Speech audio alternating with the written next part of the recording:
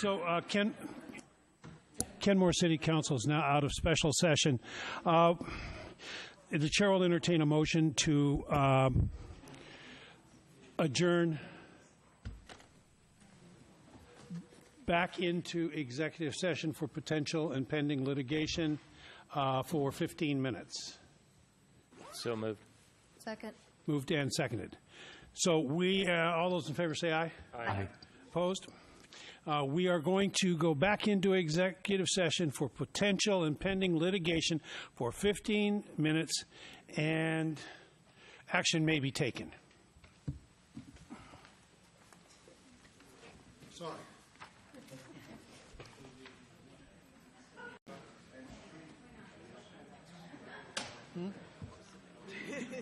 Was it okay?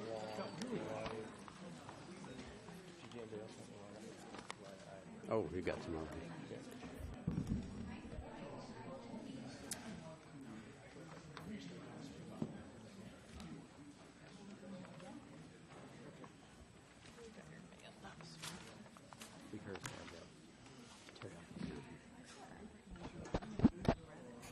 All right. Are these mics on? It just doesn't sound like it's on. Is it on? Recording quiet though. Huh? It's very quiet. Yeah, the volume's really low. This one's on. Can you folks hear out there okay? Not really. Is there volume? I think there's a volume up there that we usually, somebody turns up. Because I know I can usually hear a slight echo. Nothing. Okay, well, they work on that. Kenmore City Council is now in session. Yeah. There is no action relating to the executive session. Clerk, please take the roll. Mayor Baker, Here. Deputy Mayor Van Ness, Here. Councilmember Smith, Here. Councilmember Sperry, Here. Councilmember Curtis, Present. Councilmember Herbig, Councilmember Danuski. Here. If I don't think mine's working. you will please stand and join us in the salute to the flag. I pledge allegiance to the flag of the United States of America and to the republic for which it stands, one nation under God, indivisible, with liberty and justice for all.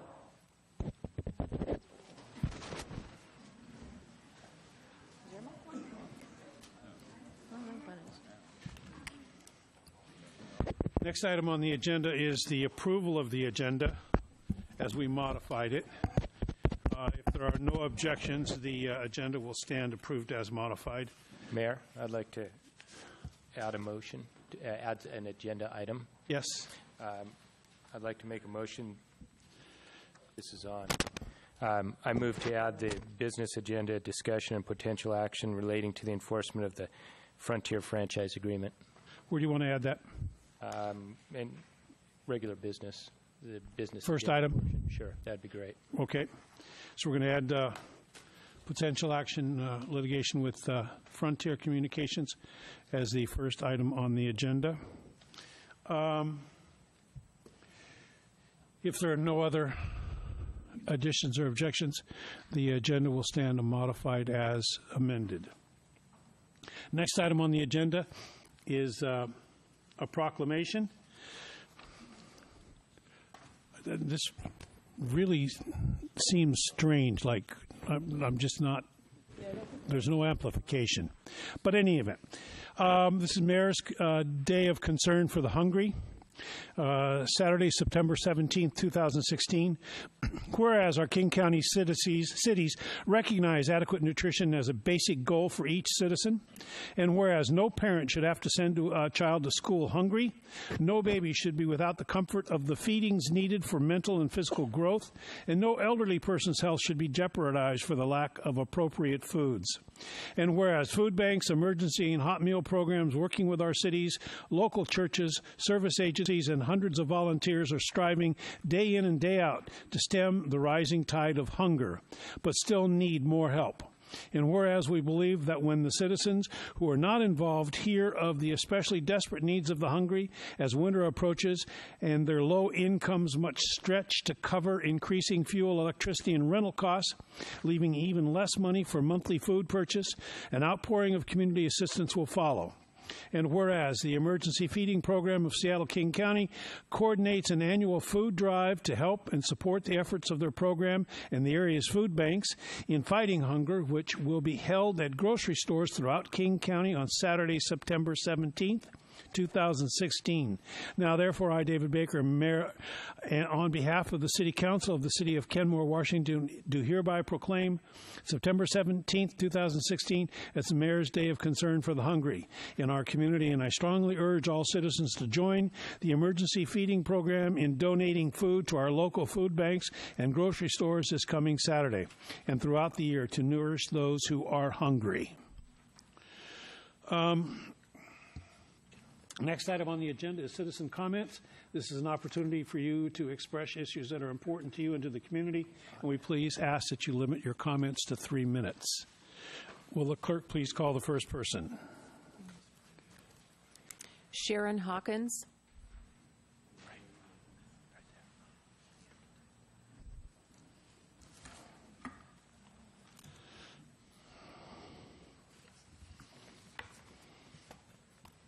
Sharon Hawkins, Englewood East Shores Mobile Home Park, 7301 Northeast 175th Street, Kenmore, Washington.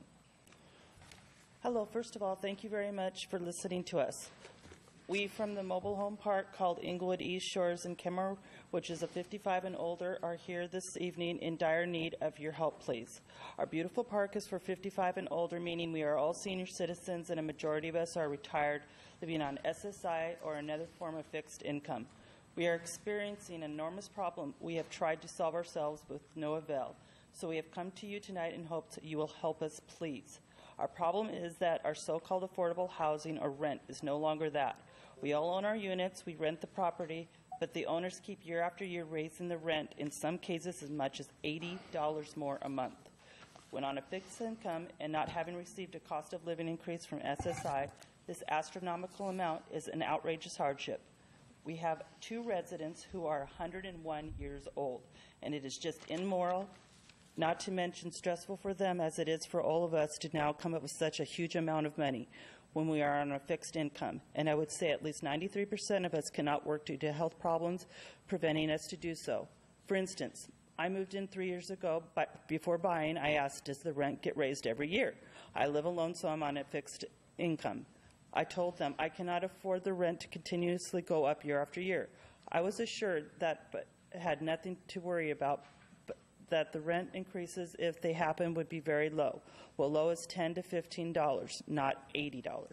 My beginning rent was $550 and has gone up drastically each year. I'm getting scared because I am now hearing the non-waterfront units are being increased by $60.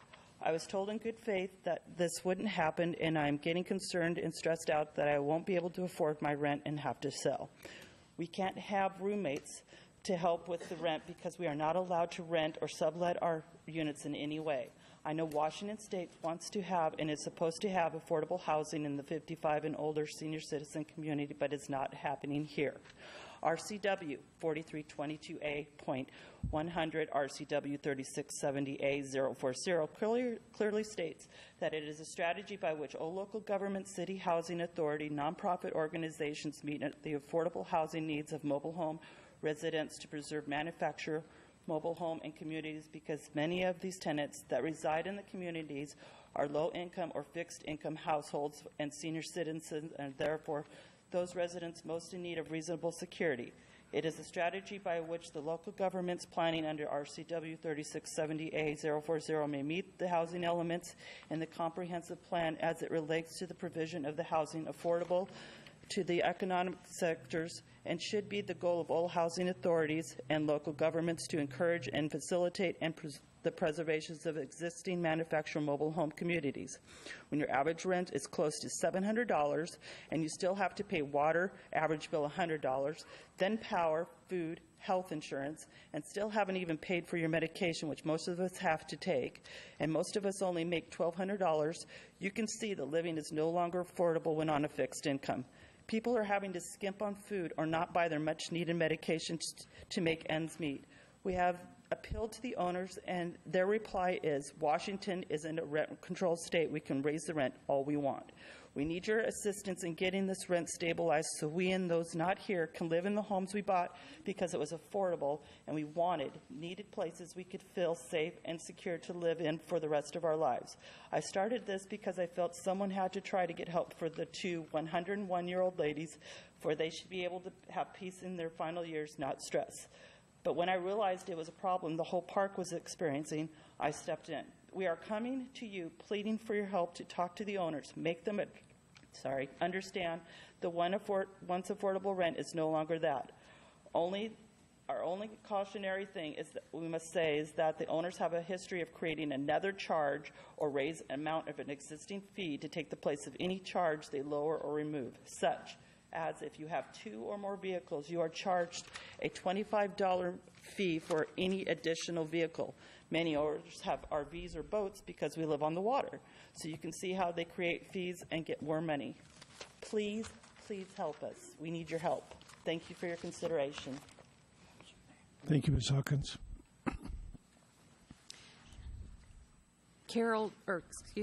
Liz Carasquero. I'm here on behalf of the wireless ordinance. Hi, I'm Liz Carasquero. I represent T-Mobile Wireless. I've been working in the wireless industry about 25 years. I'm sorry, I didn't catch your last name. Liz Carasquero. Carasquero, okay. And your address? 19807 North Creek Parkway North, Bothell. And I'm also a resident of the North Shore area, currently residing in Finn Hill, formerly in West Hill, so longtime resident. So coming to you on behalf of the industry and also as someone who shops and walks and has kids who's played in the local parks. There are other reps in attendance who will be able to speak to some of the technical issues, but what I would like to ask on behalf of T-Mobile is that you consider the letter that was submitted by Davis Wright Tremaine that just really goes over 3 main issues that we think are important proposed amendments to the wireless ordinance. We do think it's possible to craft a balance between view protection and interests of the neighborhood, but also provide a framework for wireless siting that provides for good infrastructure. And the 3 points that we would like you to consider are in relation to allowing adequate height increases on power poles, also more streamlined regulations for small cell siting, and also the permit review process, which, as currently crafted, would provide a pretty onerous process, cumbersome, high burden of proof for the majority of facilities that would be coming before you. So we think it's possible to streamline some of these regulations of the ordinance, protect views, and also make it possible to build out a high-quality wireless network. Both new site builds that are, as systems mature, we're starting to need to build new sites just to offload capacity because there's so much demand that we never anticipated. And then in addition, with all the new technologies, the 3G, the 4G, each of these requires a modification, slightly different equipment. And it's important to be able to deploy quickly, provide those services quickly to the community, to be sort of on par with the other neighborhoods and you know, what a wireless customer, which we mostly all are, you know, would like and would expect in their daily life. So thank you for your consideration, and thank you to staff and Planning Commission for all the work that's gone before. And we do have a letter submitted into the record, which will go into more detail on these points. Thank you. Thank you for your Thank you. comments. Carol Tagayan. Thank you. Carol Tagayan on behalf of AT&T. I'm at 19807 Northeast 160th Place in Woodinville, Washington. And good evening, Mayor and council members. Thank you for the opportunity to speak with you tonight. I started attending your commissioner meetings and watching the progress of your wireless code since last November, and it has been a lengthy process for your commissioners and staff, and we appreciate all the work that they've done. Over the course of the discussions, I've mentioned a number of times the importance of wireless access to your community and to the residents of Kenmore. Indeed, wireless access is an imperative for many households. In today's technology-centric world, consumers have come to expect and demand a reliable wireless service. The participation that we brought to you tonight and in the prior meetings has really been all about ensuring that the Kenmore residents and businesses and visitors will have access and will have the benefits and convenience that come with reliable wireless service, as well as the future benefits of wireless services for things that have yet to be invented and rolled out, such as things like faster speeds that will come with 5G. AT&T employees live, work, recreate, and retire in this community and in many communities in Washington. We have over 4,800 employees between our offices and stores, and our brand includes AT&T, Cricket Wireless, and DirecTV. We contribute to the communities we serve philanthropically with employee volunteer hours and by providing vital communication services. We care, and we are here to ensure that our communities and our customers have access to the services they rely on. You have some 2,000 residents here, 7,000 households, maybe one and a half devices per person, maybe 20 to 30,000 devices at any one time in your city, and they all need to be working. And doesn't matter if they're driving on the road or working in their yard or in a park or in a store, people, have come to rely on them, and some people rely on them solely to get to 911 or to stay in touch with friends and customers and contacts. What would it, how happy would they be if they didn't have reliable wireless service? It's just very important. So we wanted to let you know that we support the letter that Linda Atkins submitted, the carrier letter that's from Davis Wright Tremaine, and that we're hoping that you'll take another look. I mean, for AT&T, we really are looking for a workable height limit. We're hoping that you'll consider the extra 20 feet so that we don't have to rely on the, variety of pole heights that are in the city. And we think that that would help us build out a robust network for Kenmore and for your residents. And I will be here, as well as Ken Lyons and other representatives, to answer any questions if you have them. Thank you. Good evening, and thank you. Ken Lyons.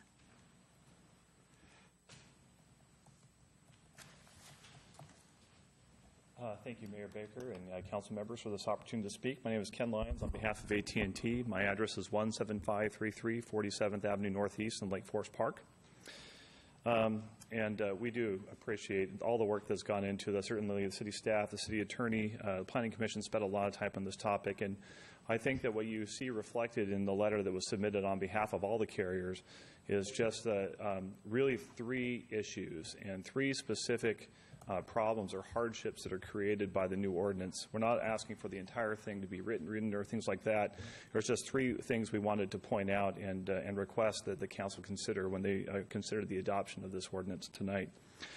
First, we ask that the council replace the blanket 55-foot height limit for utility pole facilities with a 20-foot height limit on top of existing pole height instead.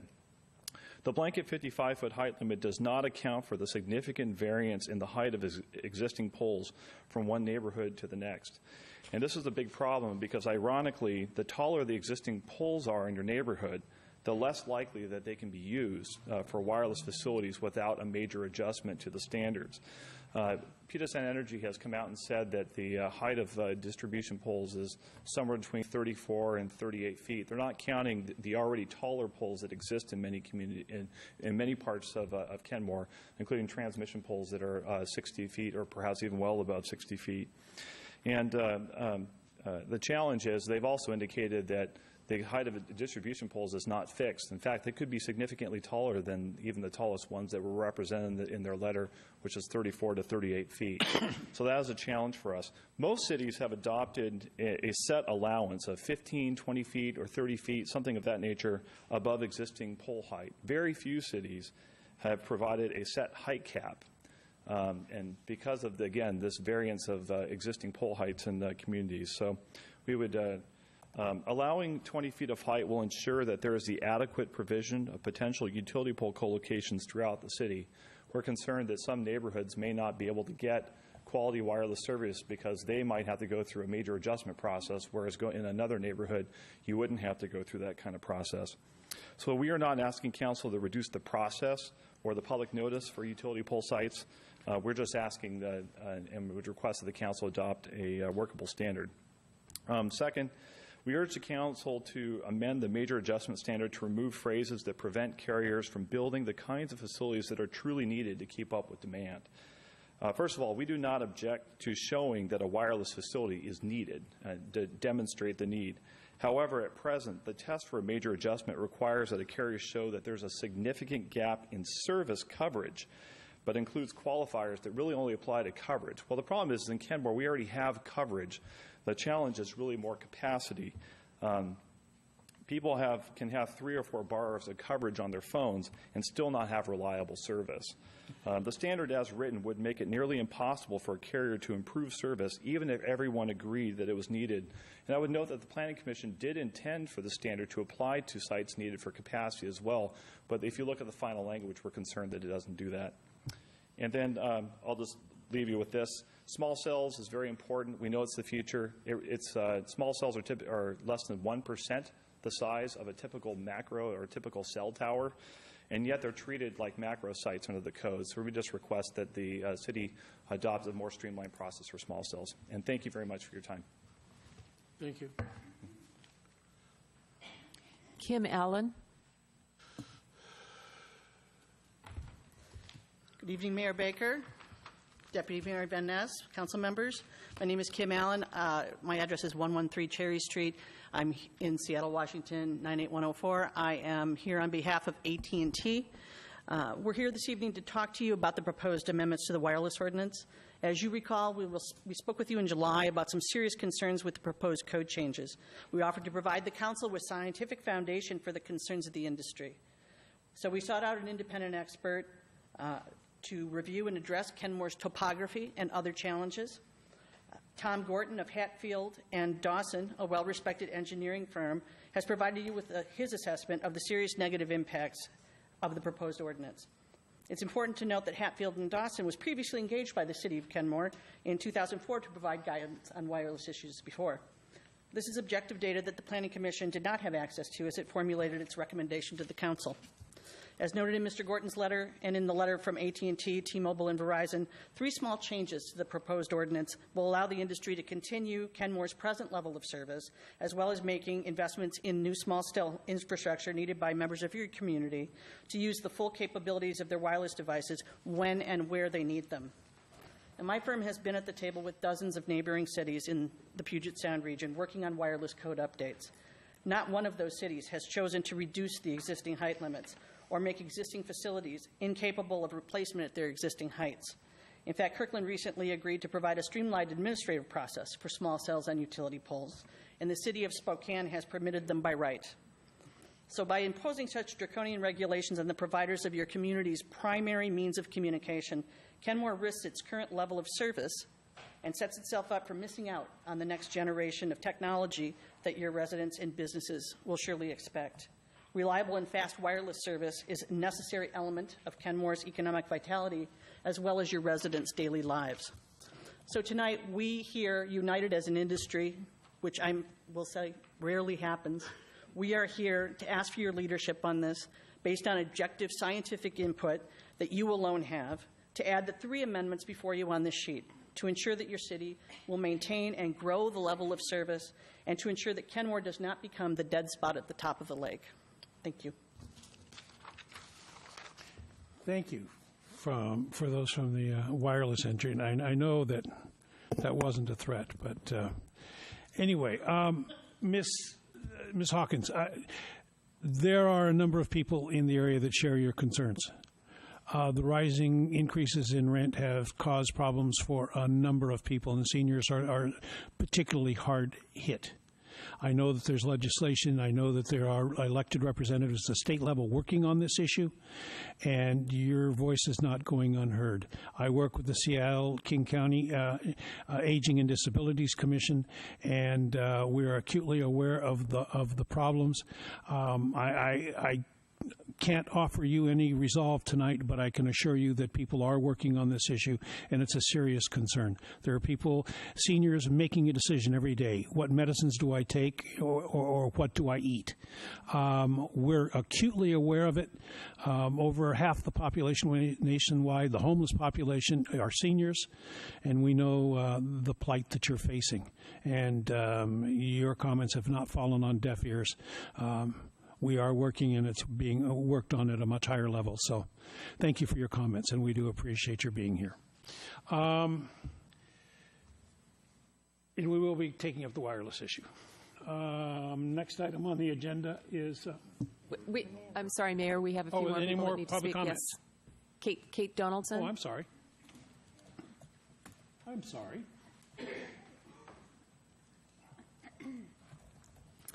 Hi, I'm Kate Donaldson, address 6401 Northeast 181st Street.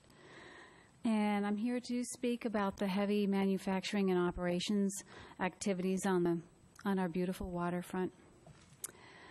Cal Portland, SIMEX, and Kiewik are not only polluting our precious air and water with their exhaust and runoff, you can add noise pollution to their list of infractions.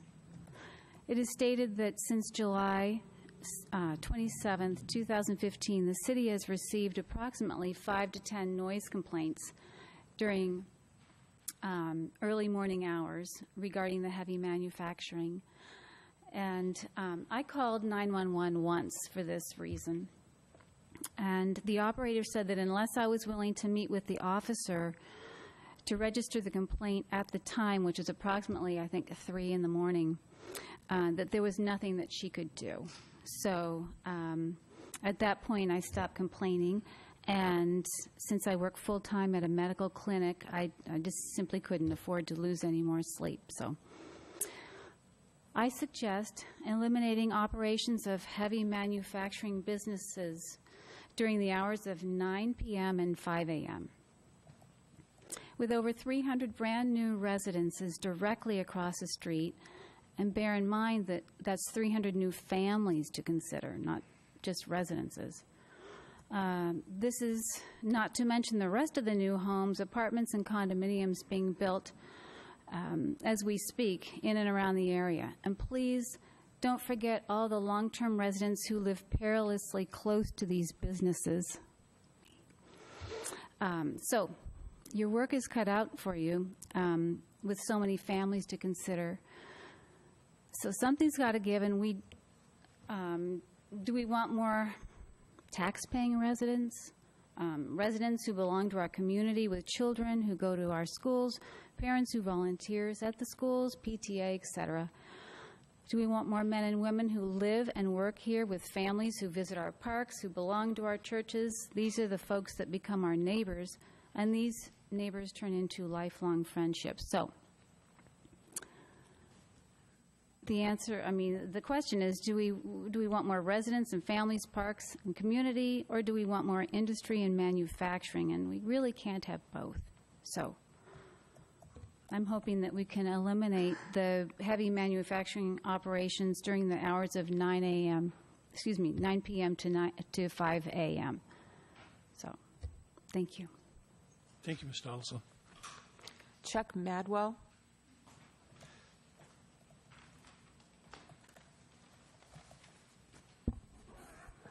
Good evening, Mayor Baker, members of the City Council. My name is Chuck Madwell. I'm with Davis Wright Tremaine. My address is 6041 118th Avenue Southeast, Bellevue 98006. I'd like to speak to Agenda Item 12E regarding the Wireless Communication Facility Code Amendments. I'm here on behalf of Verizon Wireless, one of 3 carriers who urged to adopt amendments to address the 3 major concerns you've heard something about tonight. As you've heard, there are three concerns: the 55-foot height limit for antennas on utility poles. It should be, as your Lions indicated, 20 feet above the height of the pole for it to be effective, and that's more typical. The regulatory impediments to small cell development. Small cells under the ordinance are as difficult to cite as macro cells. That doesn't make any sense. And you've got the outdated and unnecessarily restrictive criteria for obtaining a major adjustment, which will be required for just about any new proposed tower. The criterion we propose is more consistent with federal law.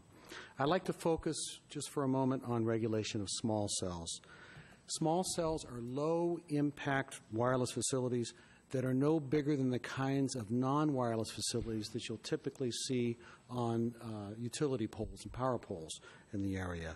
The kinds of non-wireless facilities that aren't even regulated. They're not subject to any zoning process, at least, or public notice.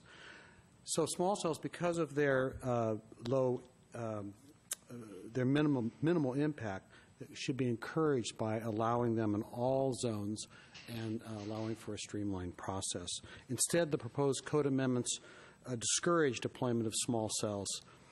While they allow a single small cell permit to be used for multiple small cell sites, at the same time, they require the kind of process that you would expect from macro facilities on utility poles: public notice, community meetings, and a conditional use permit review process. Such regulation creates a disincentive for small cell deployment. So small cells are a very important strategy in providing coverage and capacity in certain areas where it's difficult to site cell towers. For example, denser areas where there are a higher number of users. They will also be critical for realizing the future benefits of 5G technology. As the chair of the FCC recently noted, if siting for a small cell takes as long and costs as much as siting for a cell tower, few communities will ever have the benefit of 5G. We urge the Council to adopt our proposed amendments dealing with small cell deployment, adopt the definition in state law for small cells, and allow for a streamlined process that would allow deployment of small cells in all zones. Thank you. Thank you. Karina Teal.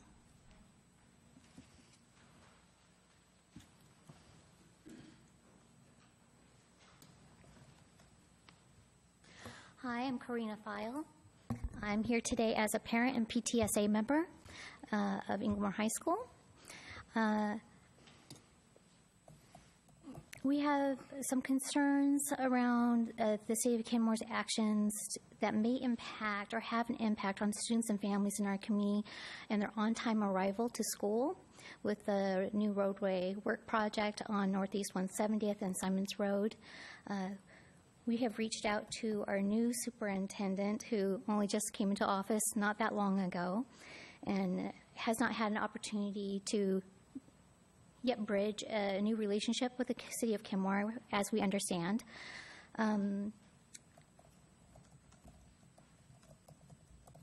We're raising the concerns in an effort to make sure you're aware of the request for assistance to minimize any negative impacts on students and families in our community. To possibly have a later start time of 7:30, since our bell start time is 7:20 in the morning, possibly restricting a roadway to one lane on a very busy backed up roadway in the morning for an on-time bell arrival schedule is adding more strain and difficulty to our students and our families. It's best that they're in class on time and ready to learn. We're grateful for this improvement option and that the city of North Shore, the city and North Shore for their partnership, and hope that you'll include students and families to support development of these projects in consideration in the future. Also, I'd like to draw your attention to an item on wireless communications and facilities. North Shore School District has continued to move towards one-on-one technology device system and invested a great deal of money in furthering our school improvement and classroom improvement and technologies and support for our students and our teachers in class and about classroom options. We already have issues with dropped phone calls. We do understand there are concerns with future emergency 911 calls, and according with previous public previous public announcements from our wireless carriers. Our new superintendent has not yet had an opportunity to possibly engage consideration of adding to our campuses Wi-Fi boosters or additional antennas that could have had some room or effort if given a little bit of granted leeway before making a vote tonight, at least on an option to consider. Our schools and our classrooms, if you can imagine, they now have beautiful Wi-Fi technology smartboards that link with computers. We have a lot of hotspots. If we should lose a Wi-Fi access point due to a reduction in height with a improvement due to a failed or broken Wi-Fi antenna, range, or tower, then it could affect the bar and range. So considering that we are continuing to grow our classrooms in Wi-Fi technology and one-on-one student and classroom technology, a reduction in Wi-Fi range ability would have an effect on future classroom settings and support ranges available to students. We realize that things like facades and dishes are affected by tree heights and mountain ranges and large bodies of water. Our trees do grow. Things do break. And things do come down from time to time. Lastly, we would like to draw your attention to a public works change designed to meet the multi-transportational goals, and ask that you consider how parents and families can support these efforts. And to take off my PTSA mom hat, and as a mother, I'm also impacted by the local changing in lease rental options in Kenmore. I was a lucky recipient of an excessive lease increase, and so I should choose to take the lease increase option. My increase would be $375 a month. If I choose to go month to month, my current lease of $1,240 would jump to just under $2,000 for my family. I'm a disabled mother. I have an adult disabled child who is in school, and we have not yet been attached to a new lease option. There's not yet something in my range. I'm not on Section 8. I'm just outside that range. I'm on the long wait list. The closest, soonest available apartment under $1,400 will be the end of November or possibly January. I did not know that my options would be further restricted should I become homeless, that my adult disabled autistic son would not be able to come to me into a shelter. And my options are further restricted by the clause in our King County and Washington State divorce agreements that ensure I have to ask my ex-spouse and give prior notice of 6 months before moving, or should I move across a county line, or have to take my child out of school and put him in a different school. I get to pay for both my attorney's fees, court fees, and their fees.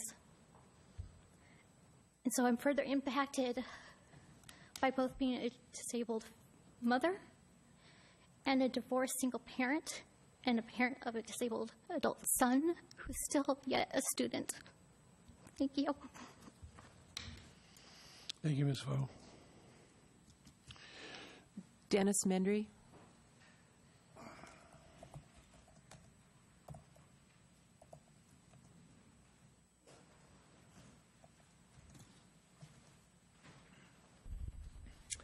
Dennis Mendry. I reside at 6410 Northeast 182nd Street, Kenmore, Washington. A number of unexpected comments were made this evening. It wasn't my plan to discuss or talk about some of them, but I feel that one that I did have on my list, which was affordable housing, and that the Planning Commission is reviewing that element for our city. And I strongly encourage the city to take a stand on allowing or requiring developers to have a much higher percentage of affordable housing. I know over the years it has a misnomer what it means, but in our area, affordable housing is a very high need, because there are a lot of people that work in our communities, senior citizens, that, as we just heard, are really struggling to meet the rents and basically rent. So that's one of the elements. The other element is these cell towers, or this new technology. About 3.5, 4 years ago, we were traveling through Bend, my wife and I, and we noticed this strange-looking tree that had a very, straight look. And as we drove closer, we realized it was actually a cell tower. And I think that if these people want to go higher, they should change their look of what they're putting up, and they should burden the cost of a more attractive presence than a mechanical creature out there that looks like Godzilla has returned or something. That maybe as an incentive, they have to beautify their towers and make them look more organic than mechanical. 52, 51. The last item is I came here to invite the City Council, the staff, to a fundraising barbecue on September 24th. This barbecue started at an event for the love of Kenmore, and Kent Sturgis and myself unexpectedly got voted into this task that at times is very overwhelming, but we still push forward, and we're starting the fundraising to beautify the 522 corridor with different artistic projects, and the Cal Portland plant has been the first entity to engage us, and we engage them, and they are sponsoring this barbecue. So I have some invites, and I could either take them over there and pass them out later. It's a long evening, I understand. And thank you for what you guys do. Thank you, Mr. Mendry. Robert Burens.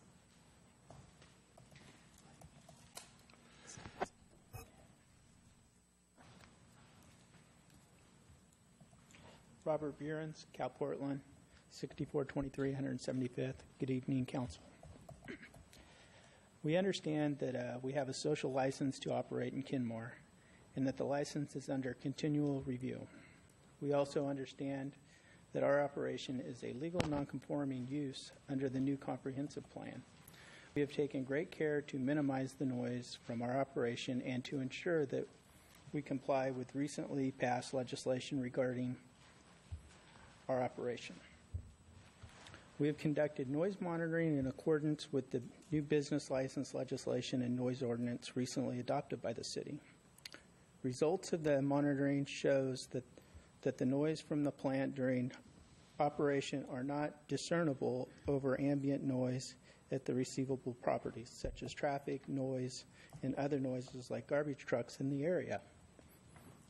In fact, the last several noise complaints alleging violation of the noise ordinance during the operations have occurred during times when no operations were being conducted on our property. In fact, The time and description of some of the noise complaints have been consistent in both timing and description of garbage trucks emptying dumpsters on the commercial property adjacent to the residential properties. Also noteworthy is the fact that we had a large pour project this summer, and we did not receive a complaint lodged during the time of operation. We do not often operate Kenmore plant between 11 and 5 a.m., but when we do, it is out of necessity. For this reason, we proposed legislation would place a significant burden on operation and operate as it has in the past. The city has no evidence of any harm that has resulted from the nighttime operations. It is unreasonable for the city to impose additional restrictions on the operation that are unlikely to result in any real benefit to the community. If the council proceeds with implementing the preceded legislation, we ask that requiring for ongoing noise monitoring be eliminated. Monitoring has already established compliance with noise standards during these times. Thank you. Thank you. Noel Barnett.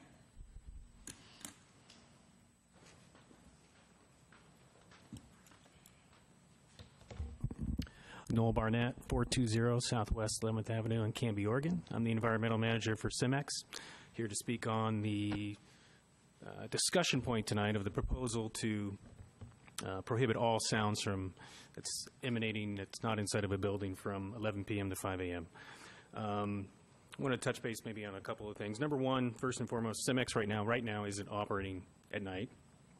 However, imposing or moving this forward to potential vote could potentially impact our business for opportunities that arise at night. There are calls sometimes that, there are projects that take place only at night to not impact residents, or at least at a minimal amount, and these take place at night from time to time. Imposing this would not allow us to do so, and it's almost by default you're saying that we're out of compliance with a noise ordinance that is already in place that we need to meet, yet before we actually have a chance to potentially not even meet it. So we recognize the ordinance that's in effect. We feel that it's applicable for state. It's a statewide noise meet. We understand if we operate at night, we need to meet that. Give us the opportunity to do so. Number two, the question is out there as far as, is the noise ordinance being met or not? As part of the ordinance that was put into place just recently, we've been required to submit noise monitoring reports, as Cal Portland has as well. So far, that information has come back. The reports say that we are within compliance with the regulation. So our view is that moving forward with the proposal to vote on this would even be, it's not appropriate at this time. Let's establish first and foremost whether or not there is violation of the noise ordinance first and foremost. And I don't believe based on the information that's been submitted and it's been reviewed, I don't believe that that's the case. So I think we need to take a further look at this first before we decide to just go straight to not allowing any noise whatsoever between 11 p.m. and 5 a.m. So we're urging the City Council not to take the proposal to a vote until there's further investigation to confirm what the real situation is down there. So thank you for your time. Thank you, Mr. Barnett. That's it. Thank you for your comments. Ms. Ellison, we will be discussing this evening. City Manager, just out of curiosity, have we been in discussion with the school system on this, on the construction that's happening on Simons? I thought that we had talked with them last year about this and the possibility, and there's been quite a planning process, right, that's gone on with the high school? Yep. Thank you. All right.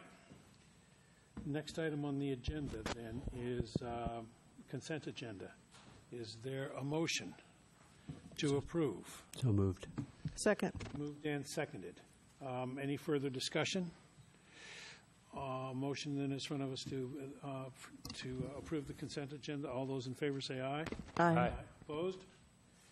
The consent agenda stands approved unanimously. Next item on the agenda, heavy manufacturing operations and activities discussion. Mr. Hampson, Development Services Director. Good evening, Mayor and Can I Council. interrupt you for a moment, please? Oh, I'm sorry. Yes, you're right. Your motion? You have a motion? I do have a motion.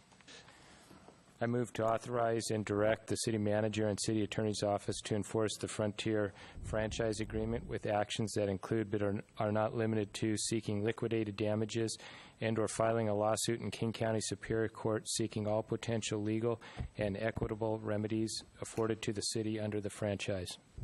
And I'll second that. Any further discussion? So the motion in front of us then is to pursue action against Frontier with the King County Superior Court.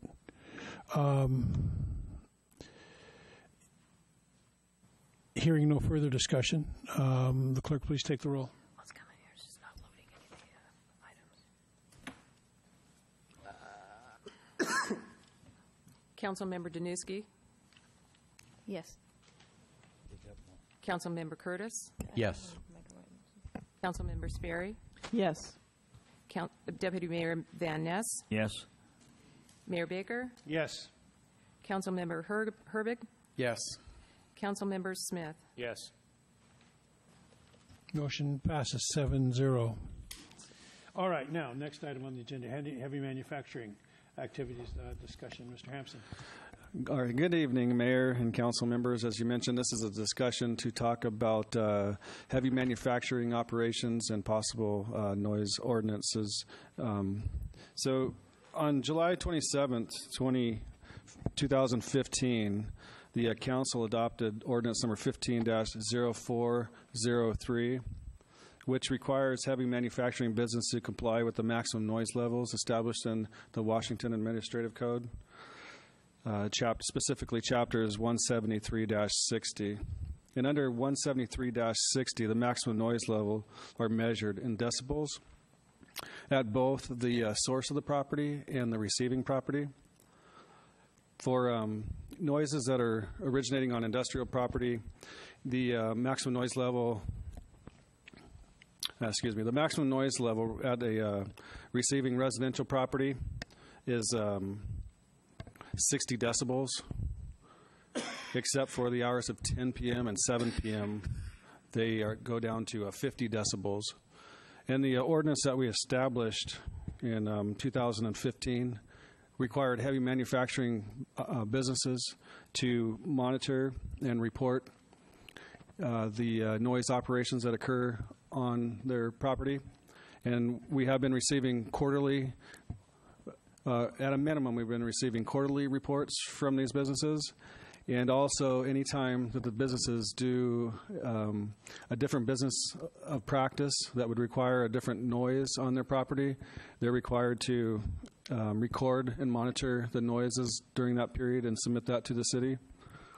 And so since this went into effect, we received all the quarterly reports, and as mentioned in a couple of public comments, most of the noise reports that we're receiving, the ambient noises of the road are higher than the actual noises being conducted on the site.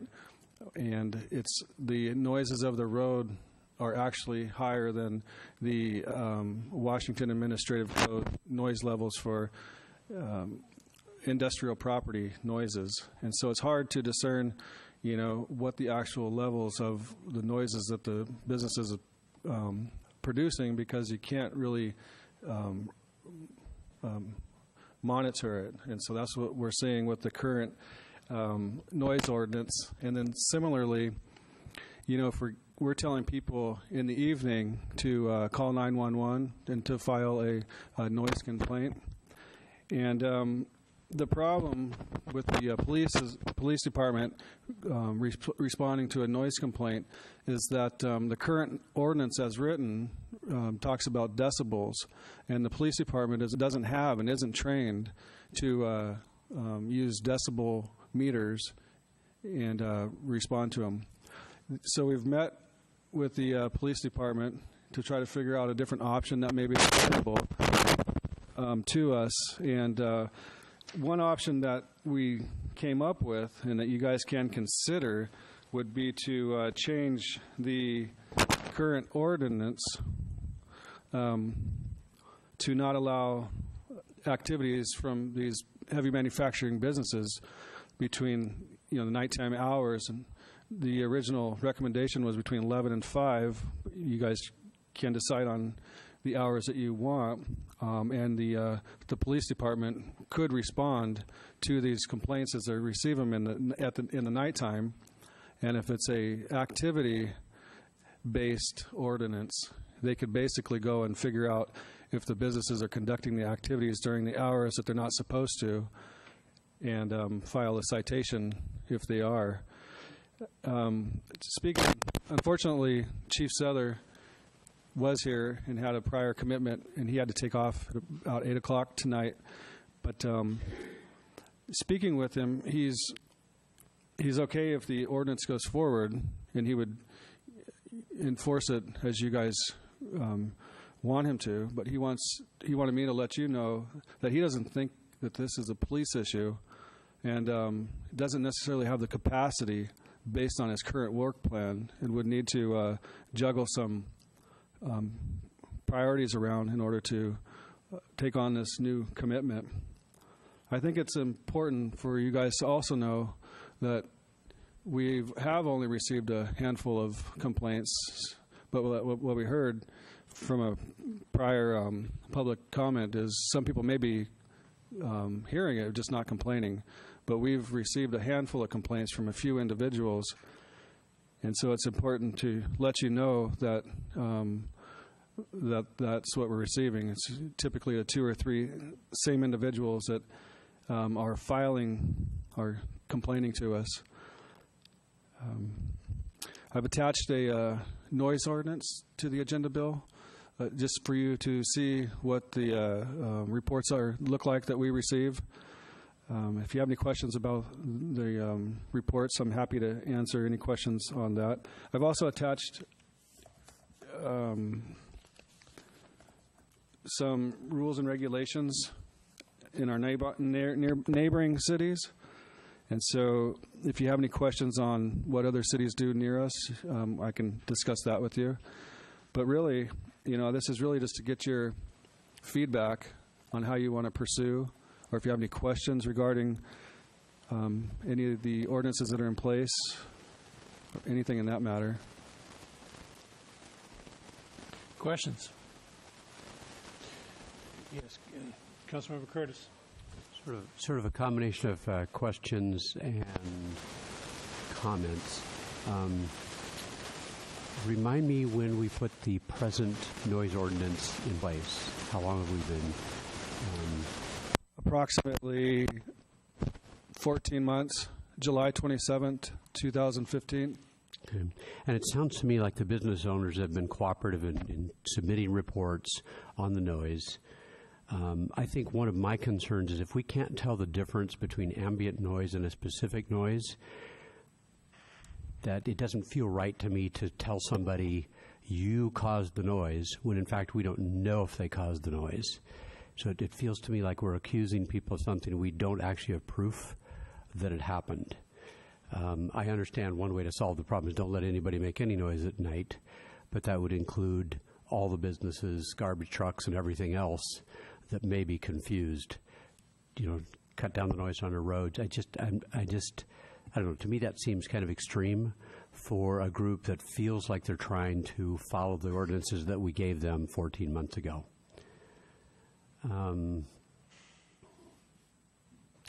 The other question I would have is there any way for us to have sort of a decibel reading that's somehow available in the middle of the night? I don't think it's the policeman's job to run around with a decibel meter, but I have no clue if there's just a few people, if there's some locations you could just put up a decibel meter that you wouldn't have to be there personally. An issue that I could see with having a decibel meter continuously monitoring at night is you're not going to be able to identify the source of the noise. You're going to get a report, you're going to get a noise that gets recorded, but we're not necessarily going to be able to say where it came from. I guess I'm thinking like with the heart monitors that we put on, people feel something funny and then they push a button, and then we correlate what the person felt with what the electronic reading said. So if we have something recording and somebody puts in a complaint, then we say, aha, they happened at exactly the same time, they could be related. I don't know. It's just an idea, figuring out a way to get more information that actually is proving a cause as opposed to there's noise, it's not above ambient, so we're going to close down a business. Councilmember Smith. Yeah, I think the ordinance, to me, kind of falls in what's reasonable considering what we're dealing with. And it is, I think there's a few different things to consider. One is the hours of operation that are proposed, I think, are very reasonable considering we're talking about heavy manufacturing site, and we're talking about a non-conforming use currently, and it's non-conforming because we don't believe long-term that it makes sense to have a highest and best use that is heavy manufacturing. And I think, so when you take that and then you add the fact that we have the site where the washed-out work has taken place with KGM, and we don't know what the long-term use of that site will be and if they will be continuing to use it as a non-conforming use and for heavy manufacturing, and hopefully not. But I think this generally speaks to being reasonable considering what we would expect in an urban environment.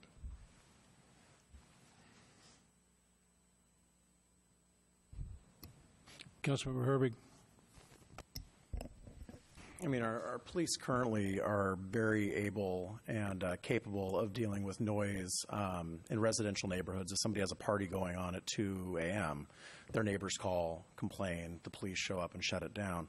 In the ordinance that we passed, we gave people the appearance that that is what they would be able to do, and it turns out that that's not the case. I think we left a pretty big loophole in that we passed an ordinance with no real teeth outside of normal business hours for enforcement. So people are left on the hook, not able to get anybody to look at the problem, to identify the problem at night. We don't have anybody who can go out there at 3 a.m. and actually find out who's making the noise. There's no mechanism for that. The only employees that we have in the city at that time are the police. And seeing as they already deal with noise in residential neighborhoods, I don't see any harm in expanding their power a little bit to be able to at least go down there and check out and see, is it the cement plant, is it the asphalt plant, or is it a garbage truck that was picking up garbage from the U.S. Bank? I think that's completely reasonable. I think the hours are frankly, more generous than I would have liked, and I think they're very generous. And I think what staff has put together is a very reasonable approach for how we can actually approach the noise issue outside of work hours. So I think it's a great step. Councilmember Danuski. Yeah, I agree that we shouldn't have an ordinance that we can't enforce, but I'm wondering if we can do some more investigating before we decide to change hours or limit hours. If there's a way the police, the next few times people get calls, if they could check to see if operations are even happening there or if garbage trucks are in the area, just to get some more data on what might be making the noise, because that report really did show that it's going to be very hard in any decibel reading to pick out where it's coming from or if it's coming from there. Councilmember Curtis.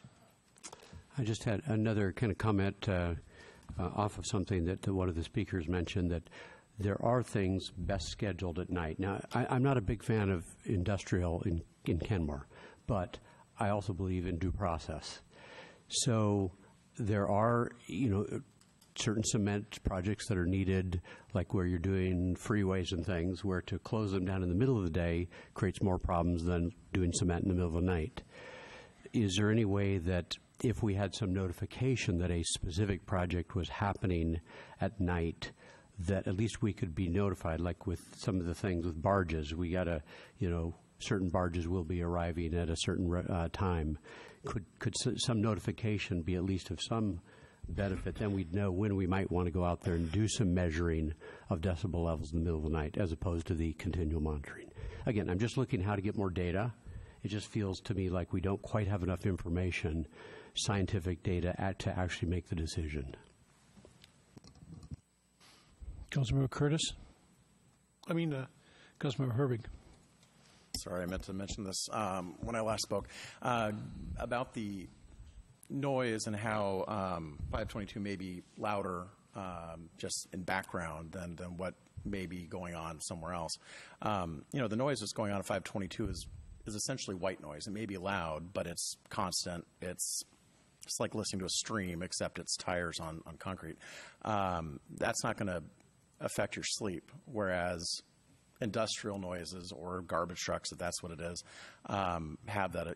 They're jarring. They're out of place. They're not predictable to your brain while you're sleeping. So I think just because traffic may be louder doesn't mean that noise is happening further down in the industrial area aren't affecting, or that they aren't affecting people's ability to get a good night's sleep. And I think that is important. So.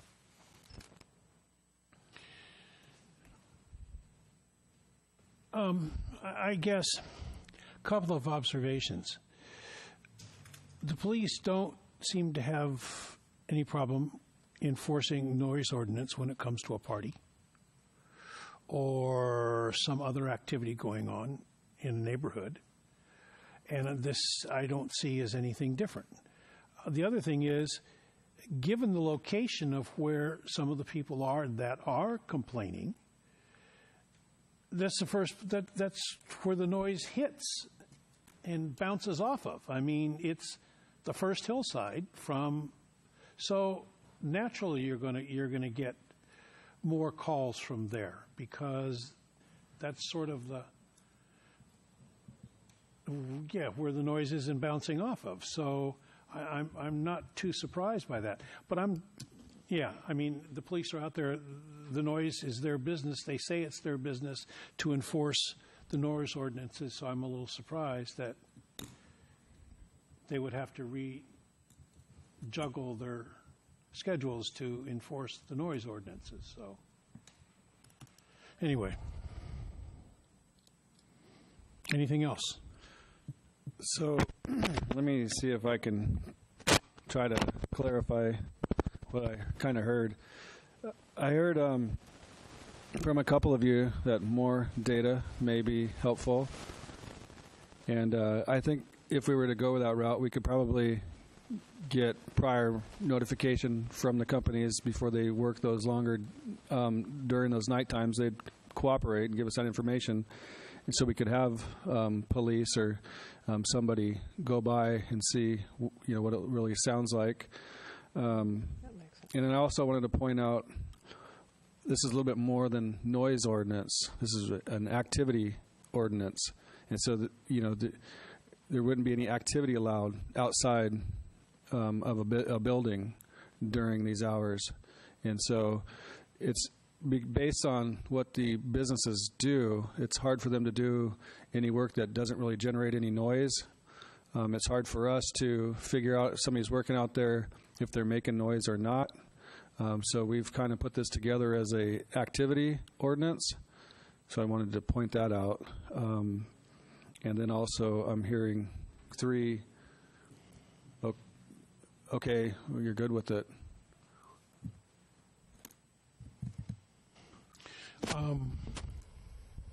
Yeah.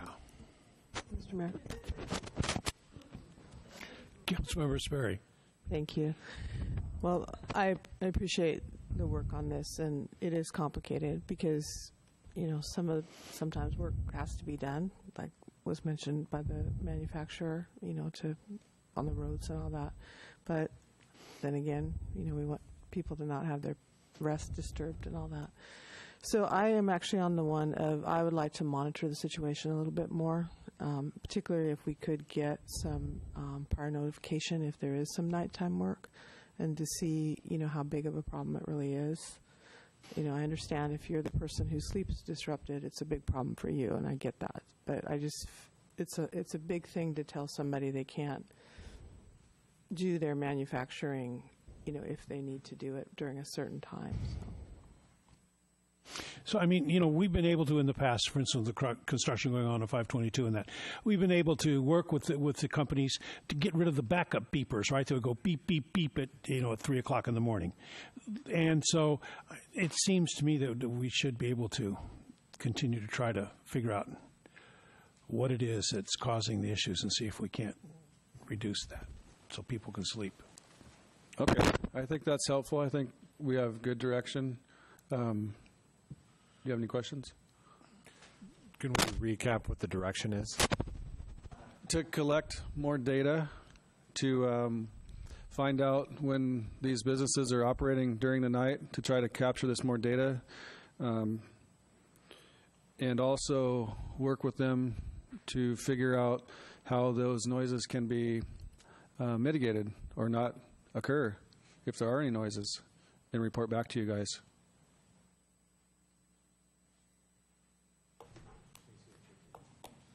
Councilor Januski?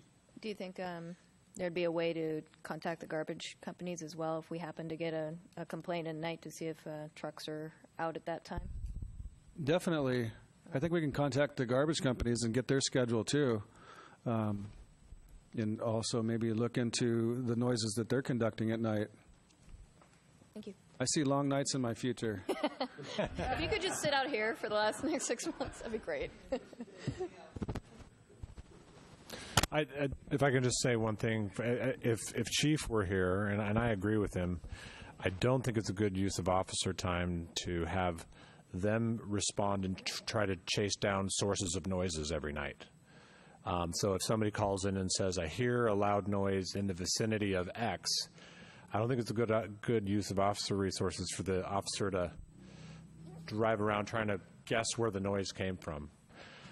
Could it be a garbage truck? Could it be a semi-truck using their air brakes as they're coming up to the light on 522? I mean, there's a whole host of different noises, and for our cops to try to guess and try to chase down those noises in the middle of the night is going to be really challenging.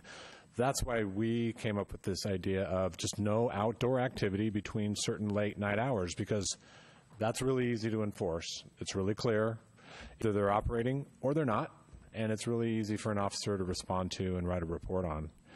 But for officers to spend every night trying to chase down mystery noises, it's not going to work.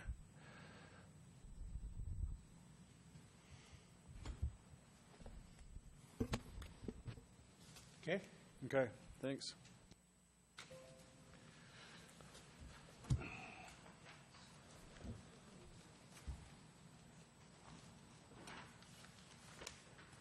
All right, next item on the agenda is the June 2016 financial report.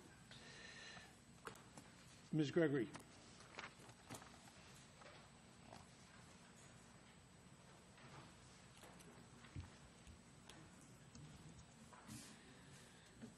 Good evening, Mayor Baker, council members. As always, I'm pleased to report to you tonight that as of June 2016, revenues were exceeding expenditures in the general fund, and that amount was about $500,000 at that point in time. So the month of June individually did not appear very positive due to the catch-up invoice for police services of $1.3 million. However, all other revenue accounts appear on track or better, with the exception of our utility taxes. The second half of 2016 property taxes will come in during the fourth quarter of this year, rounding out the total revenue picture. Sales tax in all segments and development revenue, as shown on the charts in the financial report, indicate the strongest activity in years. Several areas of expenditures in the general fund, however, will need to be monitored more closely as we come up on the end of the budget period.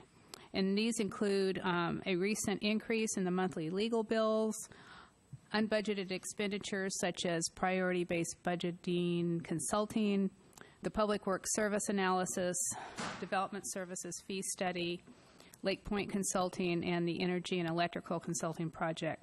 Several of these items will be presented to the City Council before the end of the year in terms of a request for budget amendment.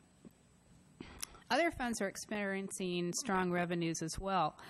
The park impact fee revenues are ahead of budget 300%, which amounts to about $469,000, and transportation impact fee revenues are 140% over budget, which is $558,000. Real estate excise taxes and the surface water management fees also are exceeding their expected budgets. The staff is currently working on year-end projections for this year, and more specific information about the financial condition for the current period will be presented to the City Council next month when we kick off our budget discussions.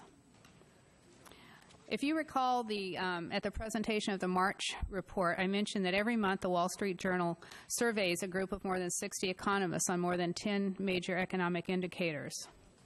The survey in March placed the odds of a recession in the next 12 months at 20%, and that has not changed in the few months since. But I found it really interesting that most economists won't say that the risk of a recession is fading, and perhaps because recessions have disproportionately struck near elections. I just thought that was an interesting point. Before I conclude, I'd like to draw your attention to the attached workload measures and performance measures data, which is attached to the June report. Each 6 months, all departments prepare and update that data for your information. Are there any questions about either the workload measures, performance measures, or the financial report?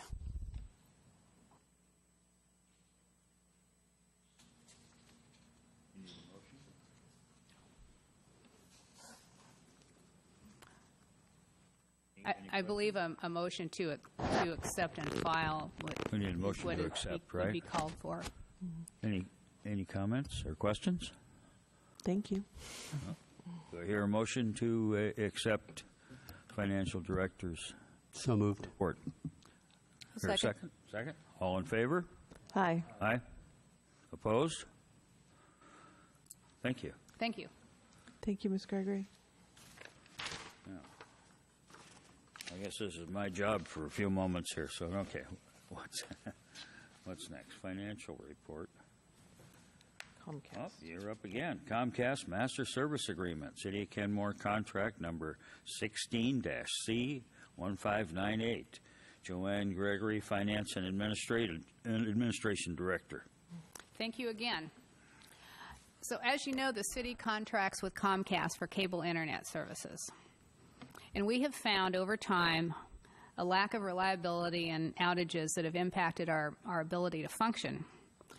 We currently have the business incubator also on a contract, and we've experienced a number of service issues at that location. And we've also encountered potential conflicts with Comcast in regard to sharing our service with the tenants of the incubator. So as a result of all of this, conversations were begun with Comcast to alleviate these concerns, especially with the town green and the pavilion coming online. And we discovered through those conversations that Comcast could also provide a business telephone service for a significantly lower price than what we are currently paying. This was a really attractive proposition because that savings then could offset much of the cost of the new proposal. Mm-hmm. The new proposal is to discontinue the cable internet connection and install a fiber optic network that would service City Hall, the Kenmore Business Incubator, and the Town Green Pavilion. So there's a number of advantages to the fiber solution over cable, such as we would have an uptime service level agreement, 99.99% service uptime agreement, which you don't get when you only have cable service. We would have a private dedicated network versus sharing a public network with our neighbors. And we'd have the ability to scale the bandwidth for future growth needs. This would also alleviate our concerns about sharing our internet service with our incubator tenants and possible pavilion users. The expected overall additional annual cost will be about $3,100 per year, more than we expect to pay when the Town Green and the pavilion comes online. This is a 5-year commitment with a $107,000 price tag over that 5 years. So we are requesting that the City Council authorize the city manager to execute the Comcast Master Service Agreement. Are there any questions about this? Any questions? Councilmember Sperry. Thank you, Ms. Gregory. If there's any performance issues with this new agreement, what recourse would we have in the contract? Well, they offer a better level of service than they do under cable, so they will respond within a matter of 2 hours versus when they get to it. Okay, so I think that's important for people to understand, because that may be more of what the citizens who have the cable have had that experience, and so just to know that this is supposedly a different situation because it's a different It's different. system. It's different for Okay. city. It'll be for City Hall, Mhm. right? It doesn't affect the community. Okay. But for us, when the internet is slow or there is an outage, we just sort of have had to wait in line, just like everyone else, to get service. But we go to the top of the list, the way I understand it, under the enterprise fiber contract. Thank you for explaining So that. we can continue to operate. So much of our operations now are internet-based. It's a big deal. Cloud-based. That too. Yeah. Yes. So as we move more and more to the cloud, and that it's more important. Right. that When you're able to pulling access what files, we need. when you have your applications out on the cloud and you need to get, permitting information, anything like that, it makes a big difference if you can't get to it. Councilmember Herbig. I see here that the contracts are 50 megabytes both ways. If we need to increase that later, is that already wrapped in, or? They will always let you increase it, yes. And what I tried to point out is that instead of going for the most bandwidth, you can't back off if you decide that's more than capacity. So we decided we'd start with a more reliable 50 megabytes up and down, and if that works for us, we'll stick with it. But we can always add more capacity if we need to. You know what I find amazing is here we're talking about 50 megabytes and paying commercial fees for it. Yeah, you go to Korea, you go to Germany, you go to Japan, and we're talking gigabit service for $20 a month. So I find that very frustrating. Totally get that. Anything else? So the chair then would entertain a motion to authorize city manager to execute contract number 16-C1598 with Comcast Master Service Agreement. So moved. Is there a second? I'll second. Moved and seconded. Any further discussion? Clerk, please take the roll. Councilmember Smith? Yes. Councilmember Herbig? Yes. Councilmember Curtis? Yes. Councilmember Sperry? Yes. Councilmember Danuski? Yes. Deputy Mayor Van Ness? Yes. Mayor Baker? Yes. Passes 7-1. Fine. Thank you, Ms. Gregory. Next item on the agenda then is to adopt resolution number 16-288, authorizing the establishment of an employee recognition program and annual recognition event. You don't look like Mr. Carlisi. Ms. Quinn.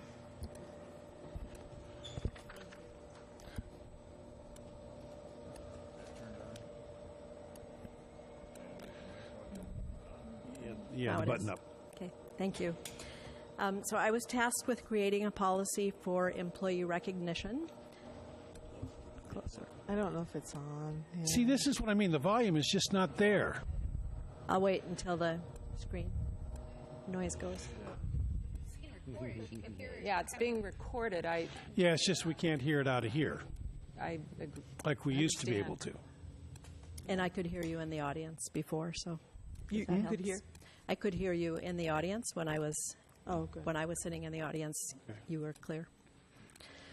So I was tasked with creating a policy for employee recognition.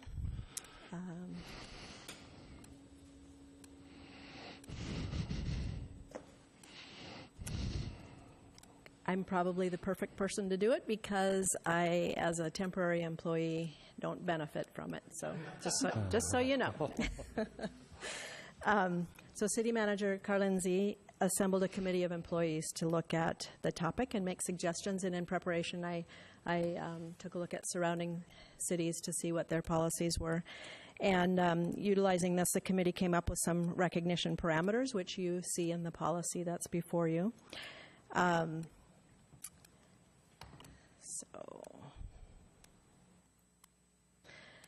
So recognition and service awards can help employees feel appreciated and help develop and maintain good morale and promote greater efficiency and productivity. Long term, which I would say is considerably longer than 3 months. Long-term employees bring multiple benefits to the city and its citizens, and some that you see on the slide here listed before you. I'm sure there are others.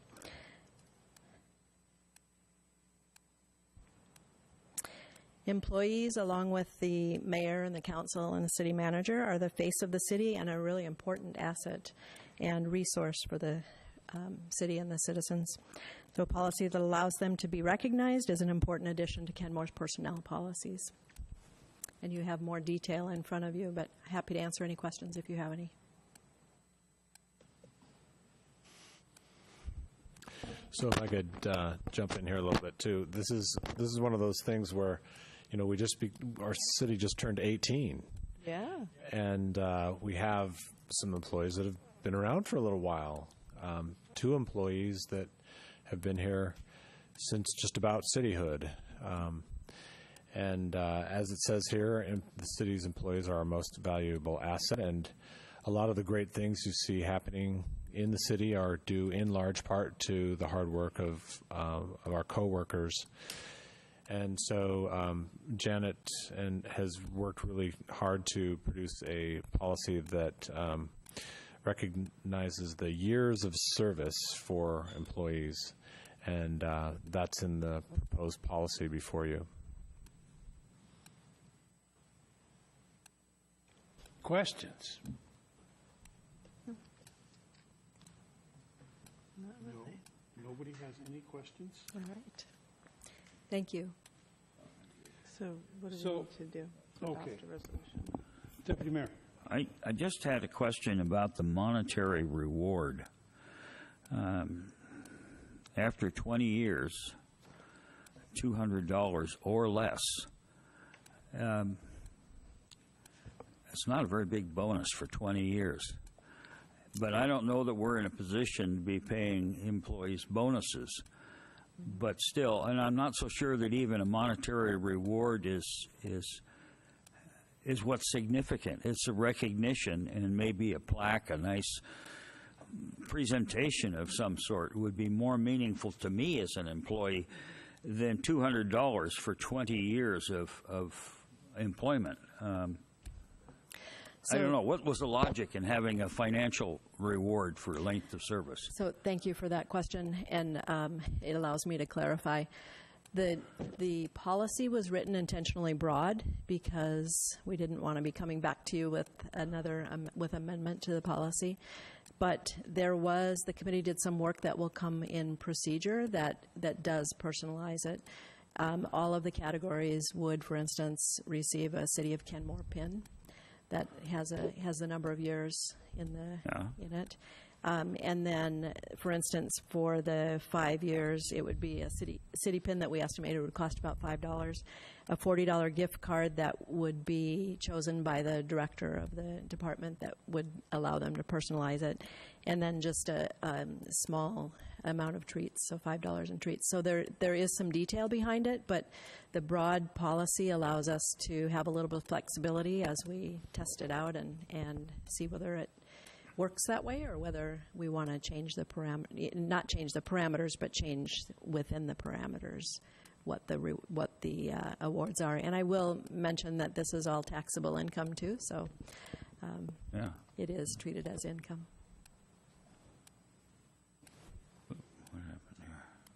Anybody else? Any questions? How about Small Diamond's eyes, 5 years an eye for one of the herons, an eye for another one, and then a How fun headlight, would that for the, be? headlight Yeah. for the airplane? I think small diamonds fall outside the parameters of the policy. Just guessing. Yeah. Maybe. So, Your Honor, also to answer that question, we did ask the committee, we said, what about like a watch? Like right now I'm wearing my 10-year watch from the city of University Place. After I was there for 10 years, they gave me this watch with the city logo on it. I'm still wearing it to this day. What about a watch or an article of clothing or something like that? And the committee decided they wanted to leave it flexible and just have a cash amount. And we could always do, they could use, we could create a situation where we have watches with the city logo if they wanted to buy them, but they wanted to leave the policy broad and open and provide that choice and flexibility. By the way, my son-in-law just took a job in the private sector, and he's been there for a year. And in a couple years, when he jumps to a new level, I mean, he's fresh out of college. In a couple of years, when he jumps to a new level, they're going to recognize his whopping 3 years of service by sending him on some exotic vacation somewhere. So, Where does he work? How do I get a job? Just curious. he works for one of the big four accounting firms, but. And I could go on and on about other family members who work in the private sector and have these amazing parties and gifts thrown at them. So I think $200 for working here for 20 years, pretty modest. Yeah, very. Very. Yeah, I'm just wondering, was that watch taxable, his income? I can't remember. I don't think so. Would it be? I'm sure. Would it be? I'm sure it was. Probably. Attorney, how do you get away with gifting something? I thought we couldn't gift. I'm not the attorney for that city. All right. So it's flexible. Okay. So the chair then will entertain a motion to adopt resolution number 16-288, authorizing the establishment of an employee recognition program and annual recognition event. So moved. Second. Moved and seconded. Any further discussion? Mr. Mayor? Councilmember Sperry. Thank you. Well, I'm voting in favor of this, and obviously it's the employees. Nothing would happen without the employees, and I think that anything we can do to support some recognition for length of service and all that is the least we can do. And I appreciate the time and effort that was put into this thoughtful policy. So can we get by with a voice vote on this one? All those in favor say aye. Aye. Aye. Opposed? The motion stands approved unanimously. All right. Next item on the agenda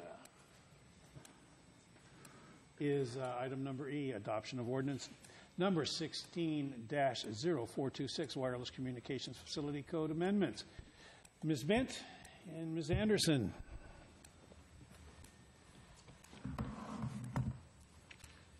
Were those the two employees that we were referring to that have been here for a long time?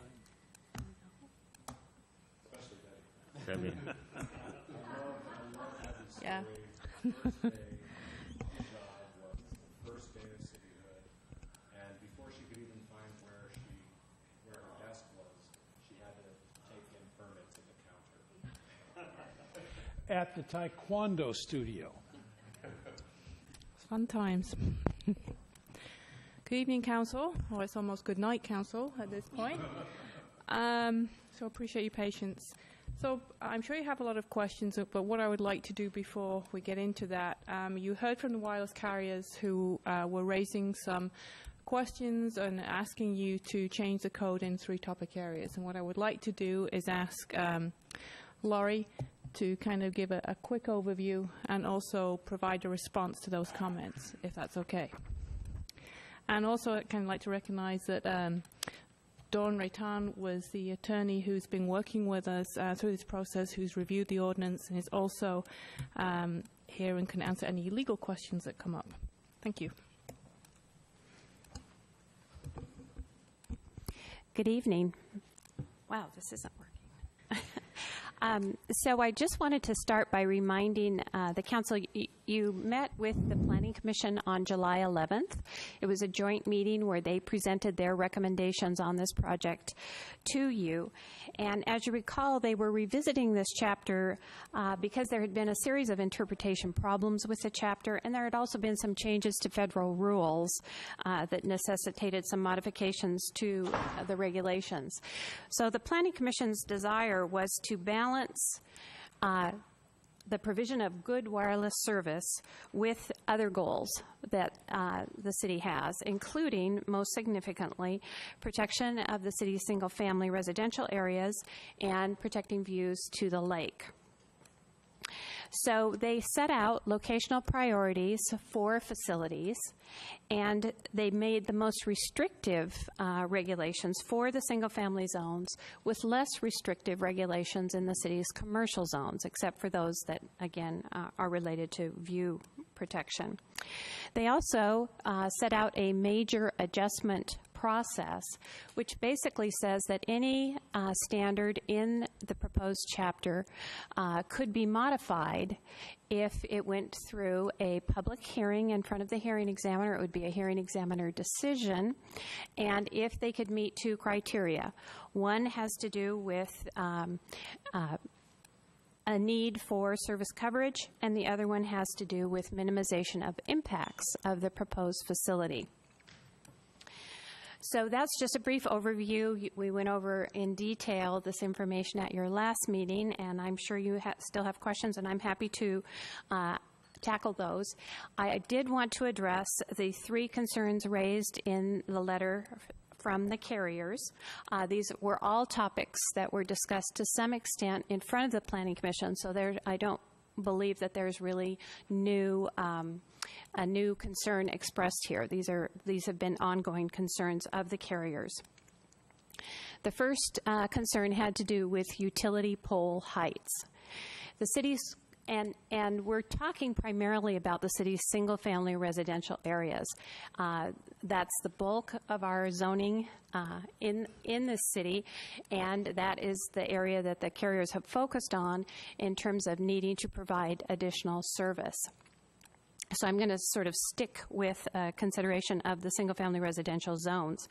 So the current requirements, the current rules in place right now set a 60-foot maximum height on facilities in the single-family residential zones, the multifamily residential zones, and the downtown residential zone. The Planning Commission recommendation that appears in the ordinance is a 55-foot height limit with the provision to allow an additional 5 feet, so up to 60 feet, if you go through a minor adjustment process. That process is a conditional use, it's the same process as a conditional use permit. So to do one of those facilities in the residential, single-family residential zone, you have to get a conditional use permit anyway.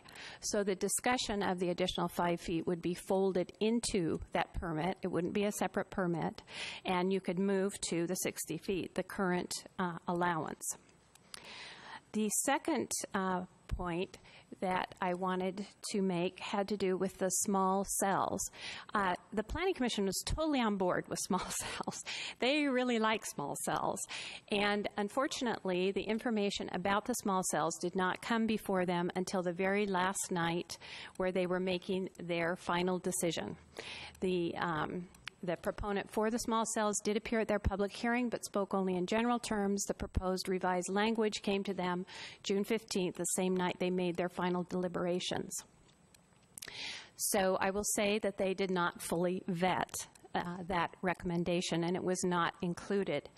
I will say that they also were concerned about comments that had been made by the carriers about a need not to support one technology over another.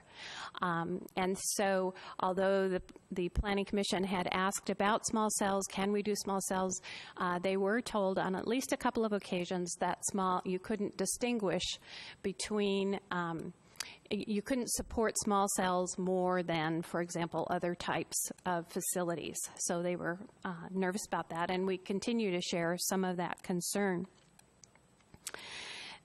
The last point I wanted to make had to do with the major adjustment process.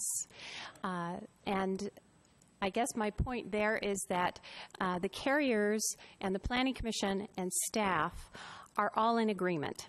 It comes down to whether the language proposed for the major adjustment effectively supports the desire of all entities to make sure that if there is a concern about capacity for existing users, that can be a criterion for a major adjustment.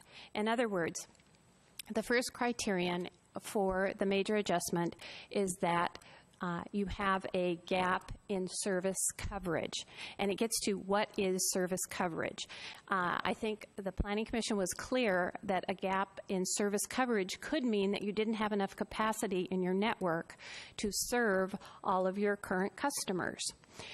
On the other hand, they wanted to make it very clear that capacity did not include a blanket check for future capacity, because otherwise the criterion became sort of meaningless, because any argument could be made that we're expecting 50,000 new customers 15 years from now, and therefore we meet that test of service coverage.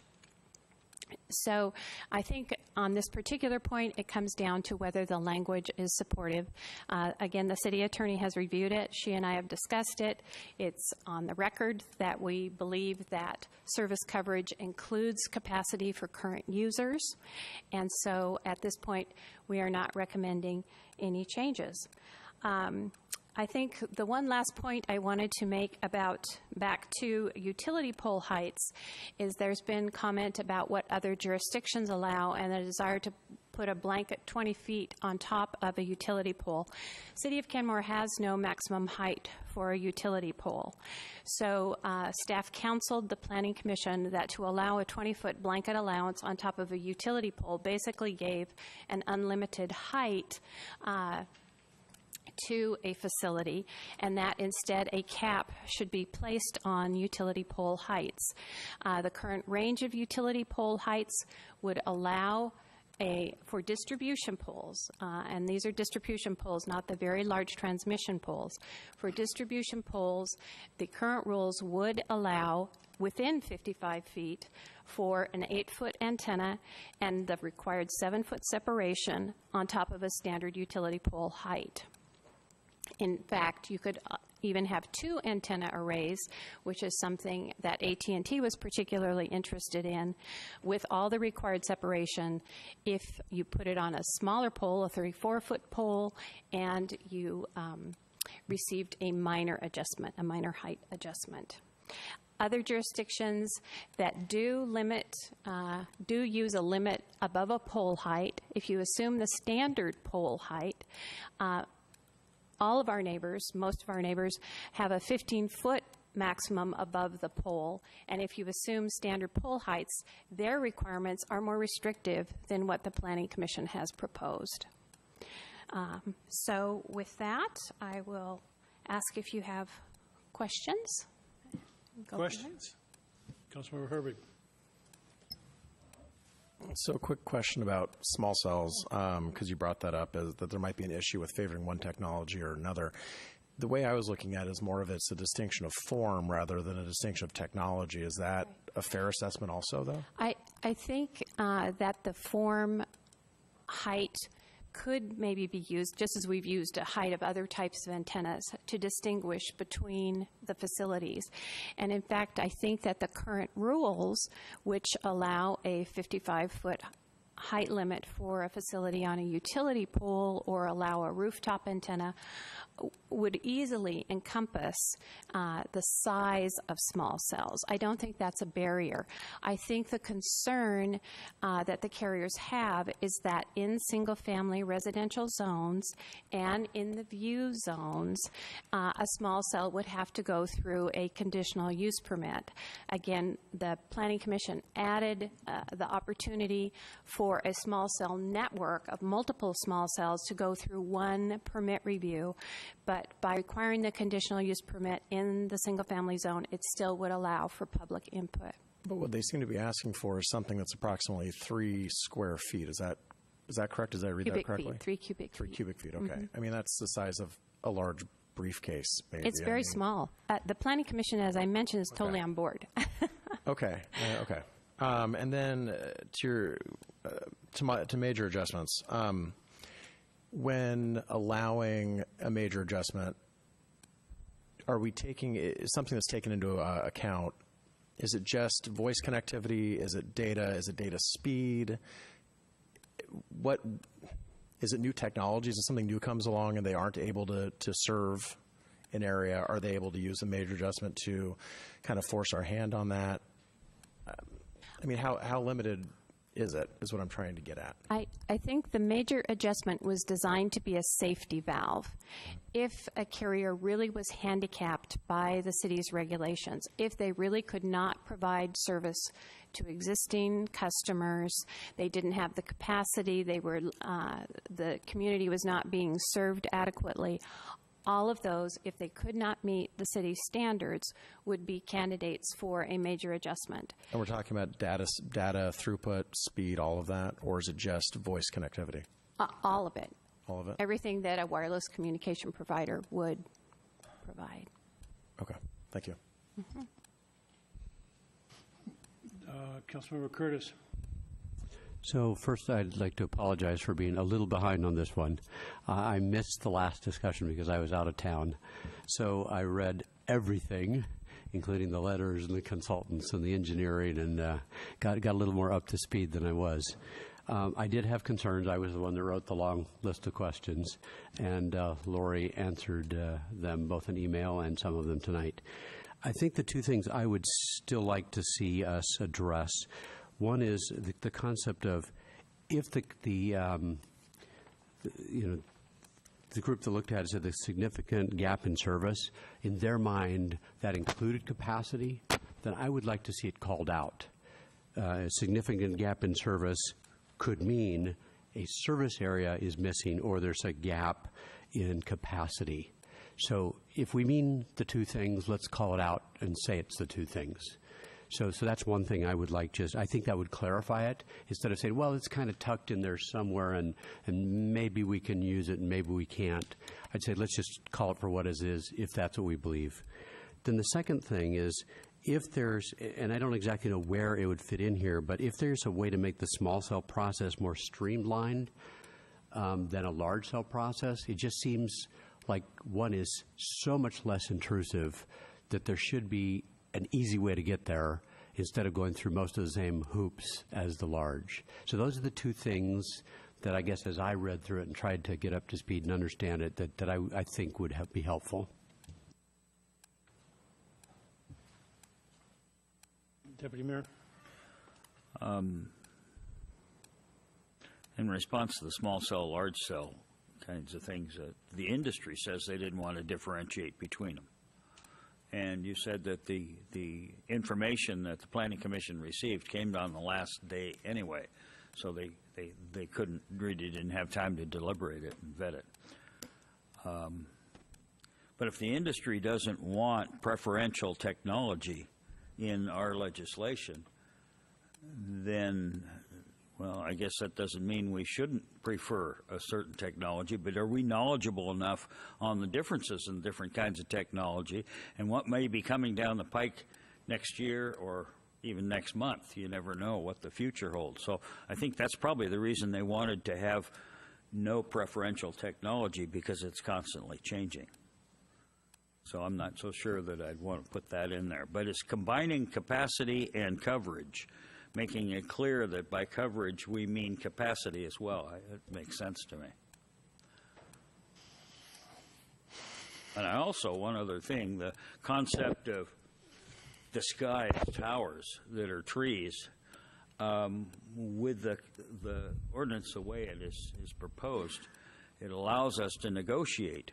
If they want to go up in height for some reason, for coverage or capacity or both, we can say, okay, make it a tower that looks like a giant fir tree. And that gives us the ability to negotiate those kinds of things that we wouldn't have if we gave them full clearance to just go sky high with whatever.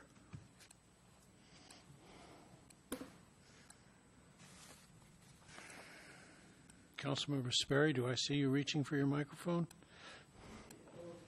Whether it's on or not, yes, you do. So does that mean I'm recognized, Mr. Mayor? It does indeed. Awesome, thank you.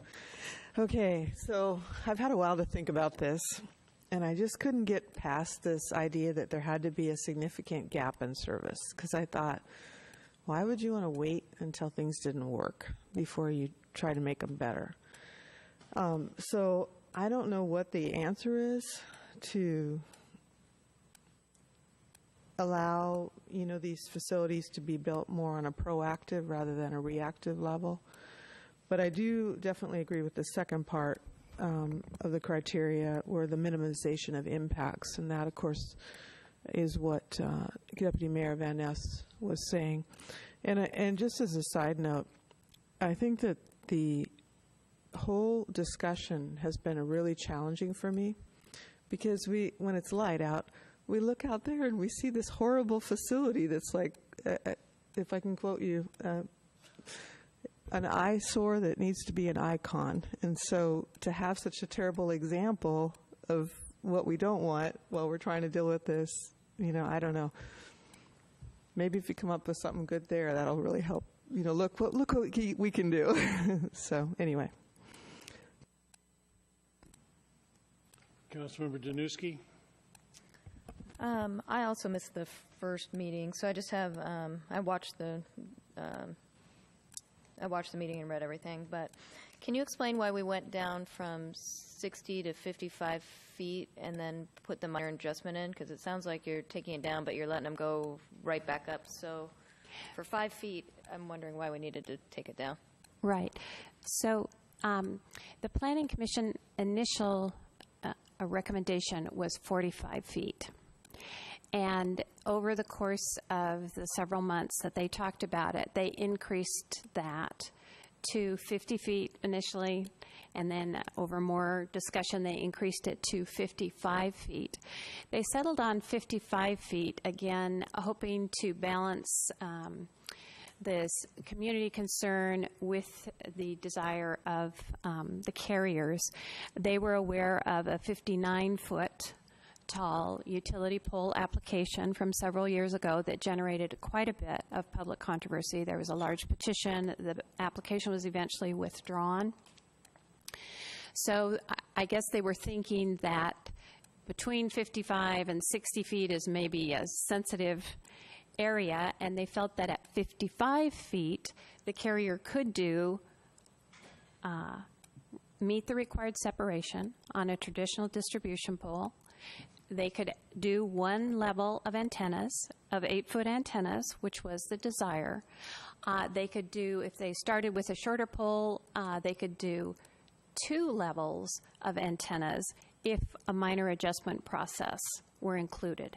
So they didn't want to just outright say 60 feet. They were trying to start small and then hoping, I think, that this interest in small cells, which provide increased capacity, which seems to be the primary issue for Kenmore, would keep things from getting too big too soon if future technology is smaller, for example. I think that's kind of a fair summary of why they kept it below 60 feet. Okay, and how long is the public comment period for the minor adjustment? It would be, I think that it would be the same as the traditional, which I believe is 21 days. Yep. Yeah. Okay. Thank you. Mm-hmm. Councilmember Curtis.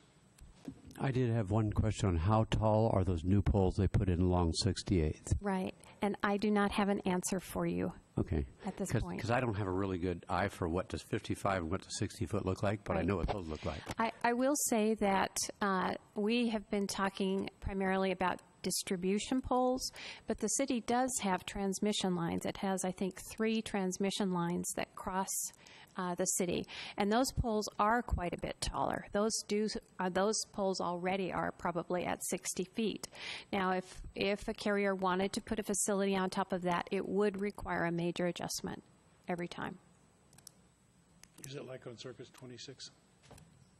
Those distribution poles, that type of pole? I don't know whether those are distribution or transmission poles. I'm not familiar with 26, I'm sorry. So, yes, Councilmember One Smith. quick question, and I can't find what I was actually looking for now just a second ago, and it gets back to this small cell and the technology and the preferential treatment to one carrier over another. Can you tell me, is the difference, is the platform in the delivery, is it something that like one carrier just will never obviously be that way, or is it because one carrier is more advanced technologically or is further along, and that's why they are able to go the small cell route? And I ask that because if it did get preferential treatment, then maybe it's a motivation for having a higher level of technological upgrades in our community rather than the older technology. I'm just trying to understand, and I know I read something about it, now I can't find it in there. Yeah, I may not be the right person to address this. I do think that the small cells are really addressing capacity issues, and that the macro cells are more coverage oriented. They cover a greater distance. Okay. I am not a technological expert in that regard, though. But do all the carriers, or any of the wireless carriers that would service our community, do they have the ability to use a small cell? I know Verizon and AT&T both have used small cells, either here or in other jurisdictions. Actually, I'm not sure there are any in Kenmore. I know Verizon has small cells in Seattle. I know AT&T has used small cells in California, for example. T-Mobile, I'm not certain. Okay, thank you. So, I've read in one of the letters, and then I heard tonight, and I'm a little distressed by the comment that if we don't approve this, Kenmore 5G will pass us by. I mean, is that what I heard? There was an insinuation to that effect. I think you heard something like that. Okay. Whether that is true or not, I can't answer that question. So then another question lends itself. PSE owns the poles, right? Correct. Do the carriers pay PSE then for the use of their poles to go the increased height?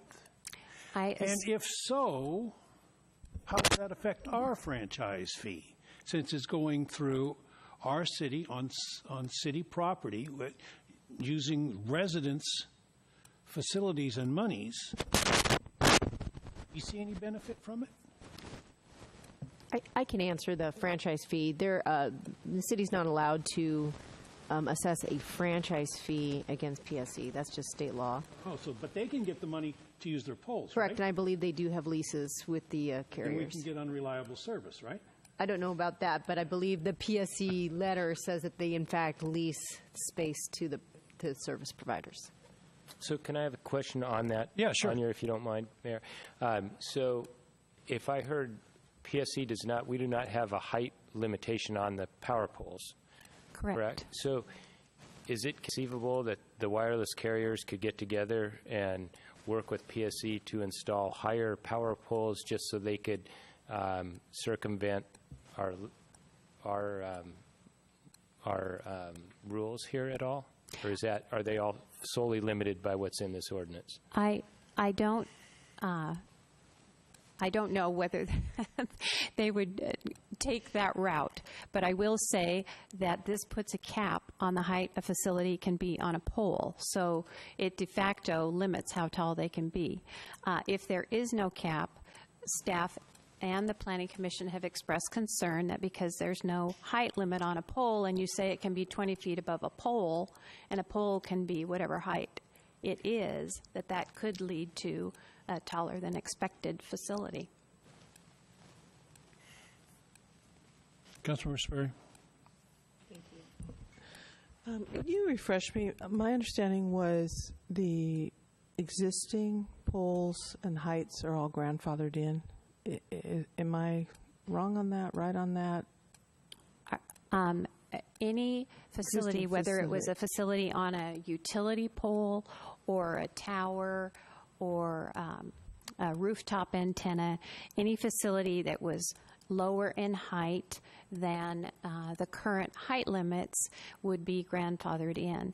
And there is a special provision. This was one of the FCC rulings that we responded to, would allow even non-conforming facilities to increase in size if they met certain criteria outside of the city's rules.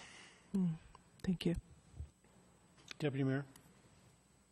Yeah, I just wanted to add one last comment that I've been kind of torn by this because while the infrastructure that we're talking about here can be unsightly and can be intrusive and so on, the infrastructure is needed by the population.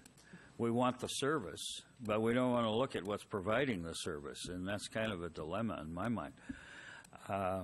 We don't like big highways running through our town either, but we know we've got to drive from one place to the other, and so we put up with it.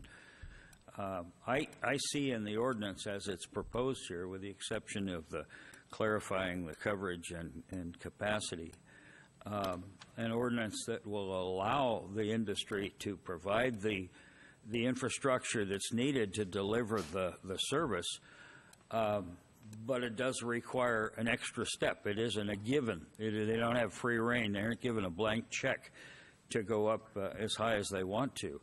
So there's some measure of control from the city as to what's constructed in that infrastructure. Doesn't prohibit it, but it might make it a little more difficult for them to get the permission to do what they want to do. So I think I'm in favor of the ordinance as presented with that one exception, realizing that it does make things more difficult for the industry. All right. Councilman Curtis. Just one last thing. So one of my recommendations was that if we could make the small cell process more streamlined than large cell, that would be my preference, but I have no clue where you'd add the words to actually say that. So there currently is not anything that addresses small cell process except the allowance for multiple sites to be considered through a single permit. Small cells, I don't know whether they would be utility poles or rooftop antennas or facade antennas. Small cells would be outright permitted in most of the commercial zones, if not all of the commercial zones, except the view zones and except in single-family zones. So the way they would be processed at this point is that in a single-family zone, a small cell would have to go through a conditional use permit. That's an administrative permit. It's the lowest level of permit that the city has. So to go to a lower level of permit review probably would mean that it would be outright permitted in the single-family zones unless the city devised a whole new review process for small cells. The difference being that then a small cell network would be outright permitted in a single-family residential zone with no opportunity for public input.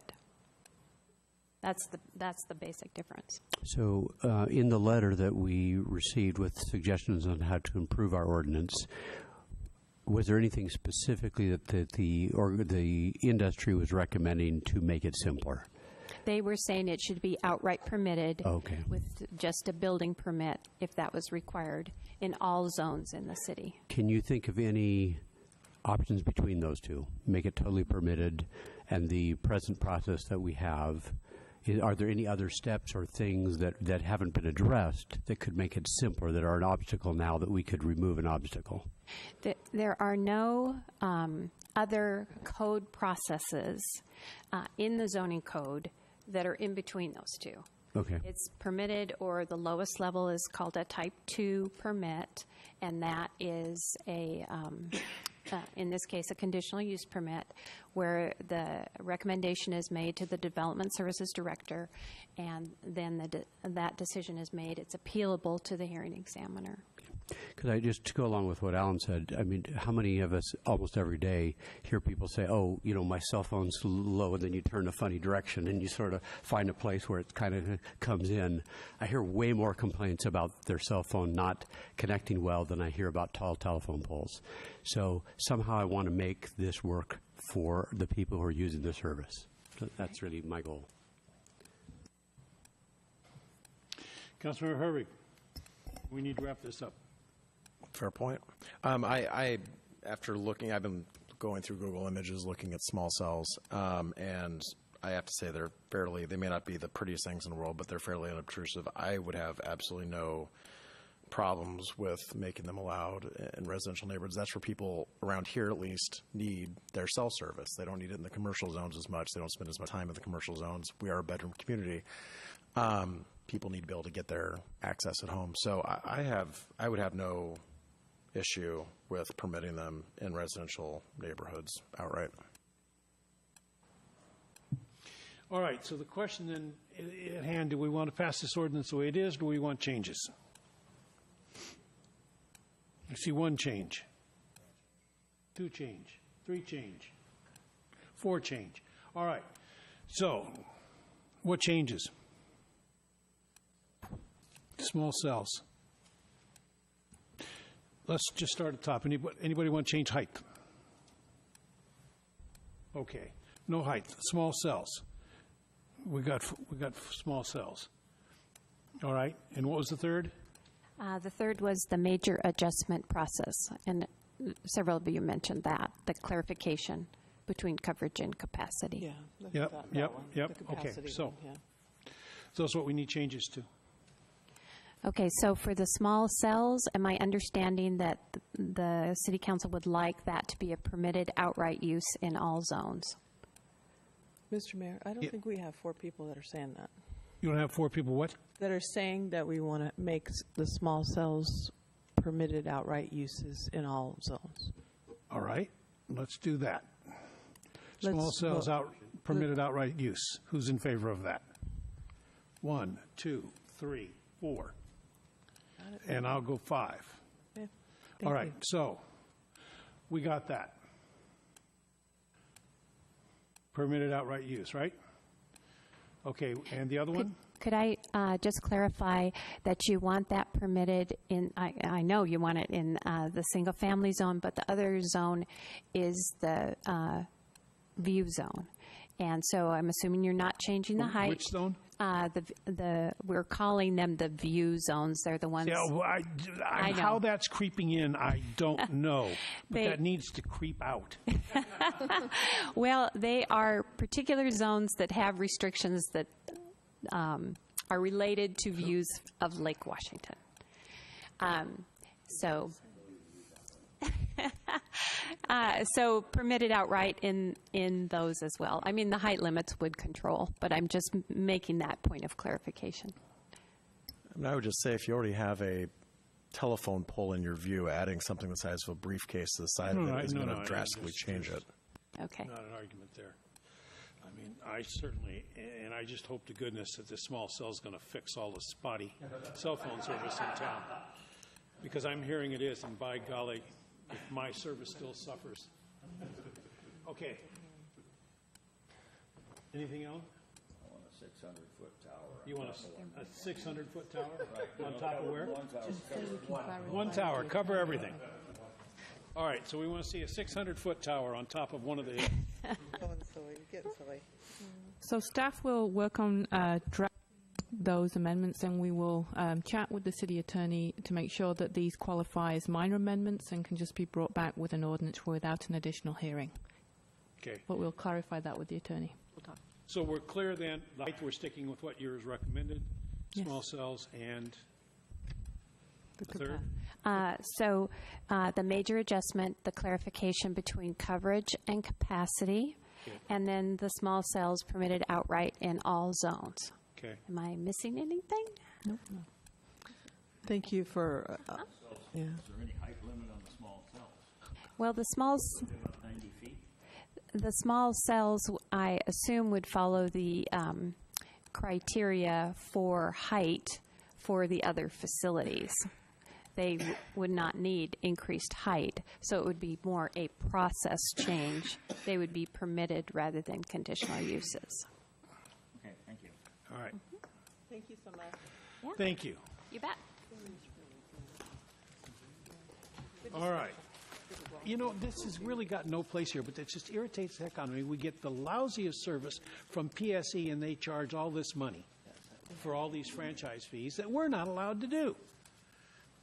Unbelievable. Okay. Yeah, state law prohibits us from franchise for them. Yeah. And for the wireless. Wireless? No, there's fees. We get utility taxes from them. Yes, yes. From wireless too. Wireless too. Yes. Rob, do we get the franchise fee from wireless carrier? Or we get utility taxes. Yeah. From wireless? Yeah. All right. Next item on the agenda. Ms. Overlease, I think. We've seen you. Last but not least, right? No, go ahead. This is what we've been waiting for. All right, so next item then on the agenda is adoption of ordinance number 16-0427, complete streets policy for design and implementation of transportation projects in the city of Kenmore. Mr. Schock and Ms. Overlease.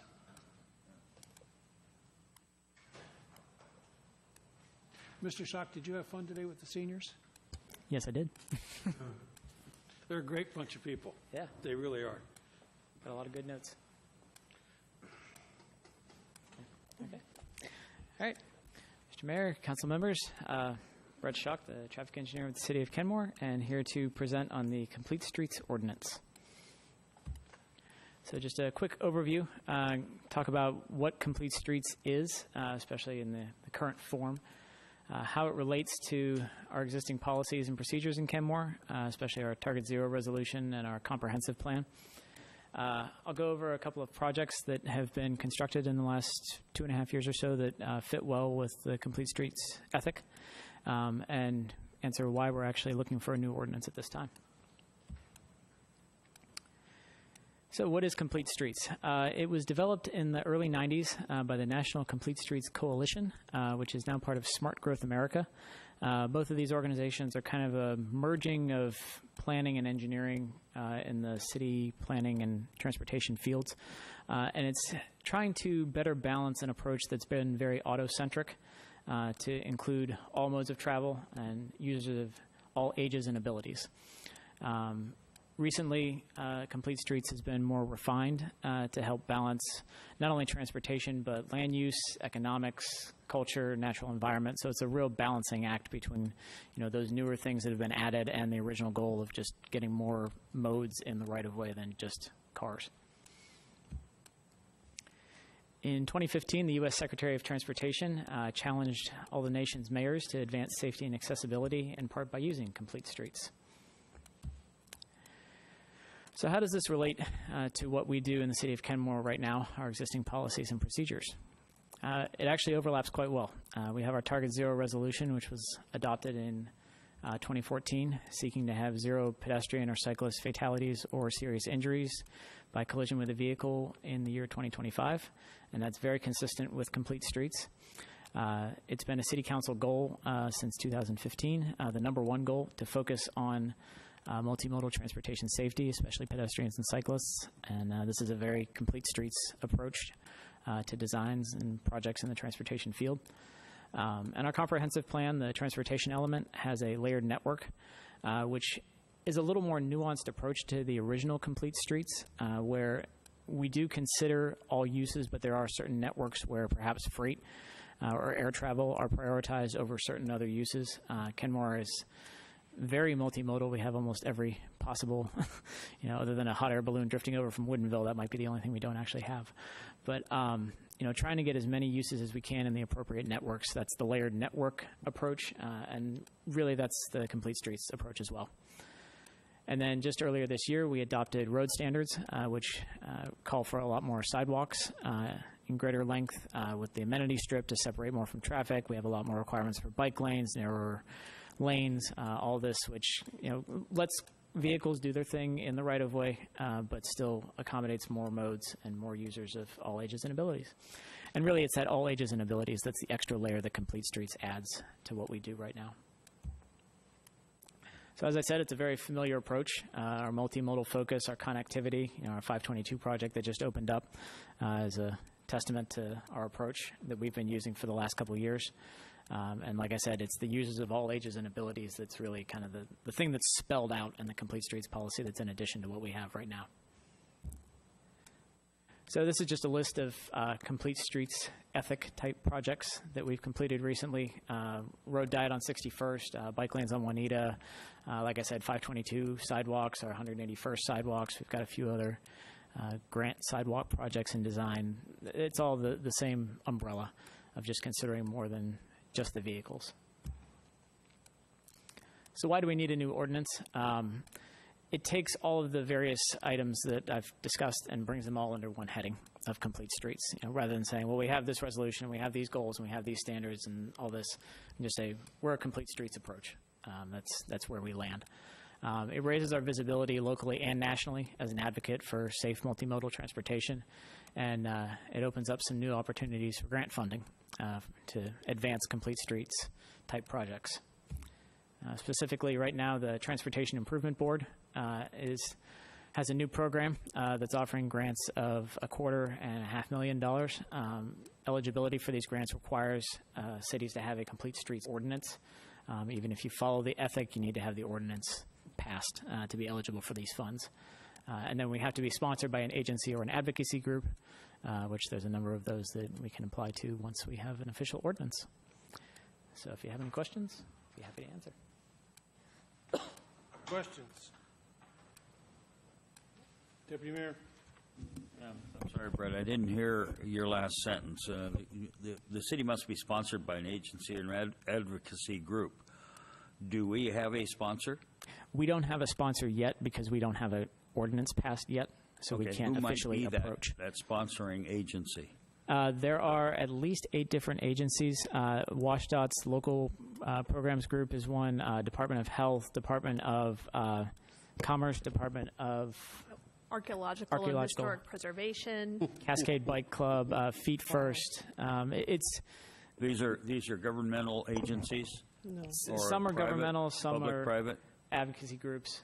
It's kind of a trade-off of getting cities that have Complete Streets engaged with those groups so that there's it opens the lines of communication prior to getting the grants. So TIB... Like Cascade Bicycle Club might be one. Yeah. Okay.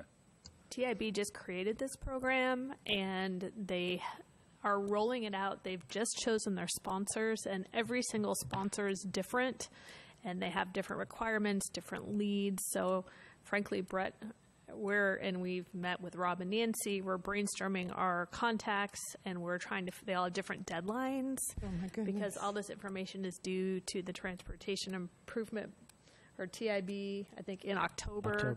So it's a scramble, and it's a where might we have the most success if we can't apply to all of them. And I would stress the money is it's incentive money.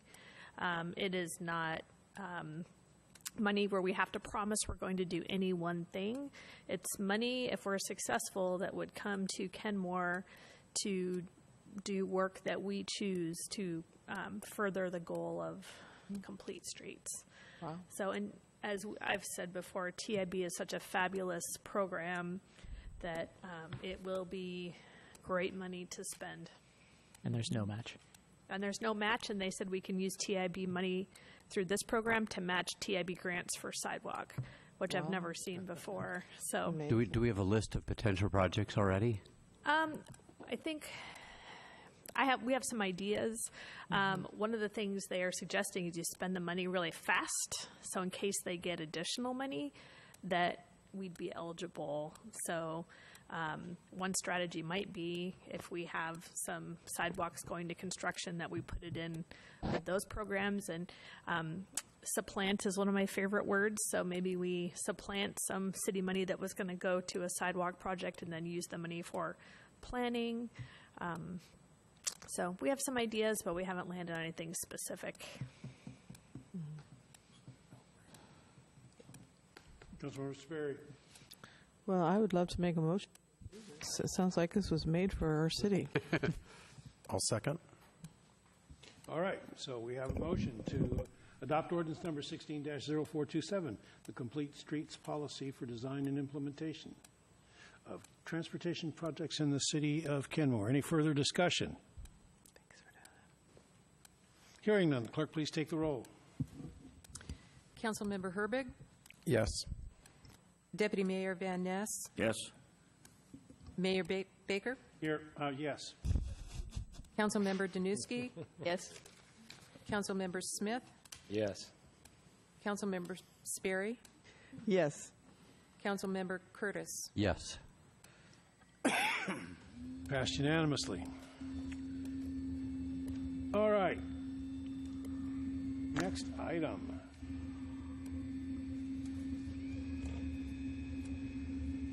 City Manager. Thank you. We had yet another sunny, warm day power outage on Saturday. Isn't that crazy? And as a result, we got a lot of complaints from citizens saying, what is the city doing about it? This afternoon, we put out a statement telling people what we're doing about it. And we put it out on our listserv, we put it out on Facebook, reminded people that Puget Sound Energy, which provides electric services for Kenmore and our neighboring cities, is regulated by the state UTC, and that they should also complain to the UTC as well. But that we have taken this seriously, we've made it a priority, and we've taken our own steps to push PSE towards more and better electric service reliability in the city. So where we're at with franchise negotiations, we do have a franchise agreement drafted. It is in draft form, but we are waiting for the exponent assessment to be completed. As you may recall, we've hired a company called Exponent. They're experts in this area to give us their assessment of electric power reliability in Kenmore and what our options are and things like that.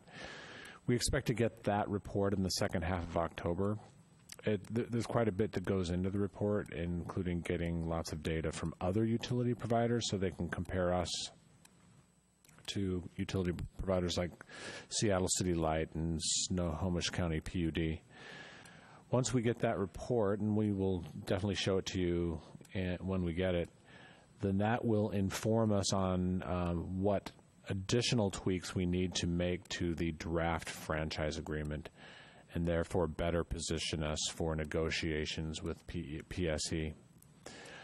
In the meantime, they have added some capital projects to their capital improvement plan, as many of, if not all of you are aware. Those are steps in the right direction. We just don't know if those steps that they're taking to improve reliability are enough. Because as you probably also know, we have data that shows that 8 out of Kenmore's 10 circuits are well below PSE's average for reliability. And so, yes, they're adding tree wire to Circuit 26 and a recloser at the east end of Circuit 26 and some other things. Is that just fixing things in spotty areas, or is it looking at city-wide reliability? So those are questions that we have and that we want to press PSE on further. So anyway, the statement that we sent out actually got TV news attention. I think it was Como 4 News came out, and there was a camera here earlier today. And Mayor, were you interviewed? Yes, I was. Okay, and then I think they also interviewed some citizens as well. And I think Nancy also. was interviewed for some questions. So any thoughts or questions? I mean, on it's this? like we can't fire them. I mean, we can't go out and find another service provider. I mean, Good. no. Who's going to take over the telephone poles and They gotta the buy 'em. wires? And You got to buy the infrastructure. well, transfer. that's it. Yeah. You got to buy the infrastructure. I mean, they got Somebody us. else has got to do business. I think that another utility provider could come in and purchase the infrastructure from PSE. Also, the franchise is non-exclusive. Could it be possible that a neighboring utility provider could come in and provide service, especially in that northwest pocket that's really close to two other utility providers? Yes, and since you asked, if you don't mind, can I answer your question on that? I am really thankful you guys take it as serious as you do, because I know we were pretty adamant about, as a council, how we felt about it. But I really, I think this is one of those things that it could have been a very simple rubber stamp type renewal with a few modifications, but I think it's very important, the action we're taking, and I appreciate the press release. And to Mr. Mayor, I would say we can fire them. I would say, and if we approach it from a non-leveraged position, we're doing ourselves a disservice. And I would say we leave all options open. Councilmember Herbert. I want to reiterate that I hope that we will continue to reach out to Seattle City Light in particular about their interest in possibly taking over the franchise up here. I'm absolutely sick and tired of having my power go out when it's sunny outside. It's completely unacceptable when it's a sunny Saturday and I'm minding my business and all of a sudden the power's out for 6 straight hours because a tree fell in Redmond. Yep. I mean, what large multinational company doesn't bother to trim trees around a big transmission pole, around a transmission line that would knock out 18,000 houses? I have very little faith in their management and their ability to continue to deliver power to our citizens at this point. So I would hope that we would aggressively look at other providers. And frankly, I think it might be worth talking to NUD and seeing if NUD is interested in expanding their offerings. Utility districts can and have in the state taken over the poles and the lines from PSC. Actually, I think was a gig. Cities. So have cities. Although I think NUD probably has a little bit more of the infrastructure in place to deal with the billing and all of that. But I think it's worth starting a conversation with them to see if there's any interest there also, because it has happened. It has been successful in a couple other places. Rates have gone down because you take out the profit motive. This is a basic utility that people need to live. There are people whose lives are threatened when their power goes out, even for 6 hours. And the level that just the service we're getting right now is completely unacceptable for our area and for our citizens. So I think we need to be as aggressive as possible. And if we are somehow stuck in this marriage and have to redo this franchise agreement, I hope that we are as aggressive as possible in really making it hurt them as much as it hurts our citizens when we have too many outages. I've lived here for a while, and just the last 2 years, I don't want to say exponential, maybe that's not correct, but it seems like it has picked up substantially, and they need to pick up their game. I couldn't agree with you more. However, you go talk to the people of Shoreline, and Seattle Light has got issues also. Yeah. Deputy Mayor. I went online with PSE to find out what was out and when it would come back on, and it was a big area. And it wasn't Circuit 26 or 25 in Kenmore. All of Kenmore was out. Totem Lake. You had power? Oh, gee. Well, at any rate, they blamed when the little box says one of the items is cause. And they said equipment failure. Equipment failure. Okay. I can't believe on a beautiful sunny day, 74 degrees outside, virtually no wind blowing, a big tree, and to knock down transmission lines, it has to be a huge tree. And no wind, and a tree came down on lines? That's what I heard, the tree, too. I find that unbelievable. And there just Yeah, and the citizens have a reason to complain, but they think we are the cause of it, and that we're building too many apartments and too many people are moving in, and so their power browned out on them because there's too much load on the system. I don't know. Hopefully, the press release today will clarify the situation to the citizens. Yeah, yeah. City manager, for your Yeah, your efforts on this. and I think it is important for PSC to know that we have options and that they're not the only game in town. And I believe a PUD near Port Townsend recently took over a utility from a private company. Yeah. And I know that Bainbridge Island, the city of, is studying the issue of providing a municipal electric service for the city of Bainbridge Island. So we wouldn't be the first to look into options like that. It is also my understanding that PSE is under foreign ownership. Oh, yeah. A consortium of investors from Australia and wherever. And what's their motive? It's profit. Sure it is. It isn't satisfaction of the customers. And especially when it's a monopoly, and where do you go for alternative service? You don't go to QFC instead of Safeway for a loaf of bread. Yeah.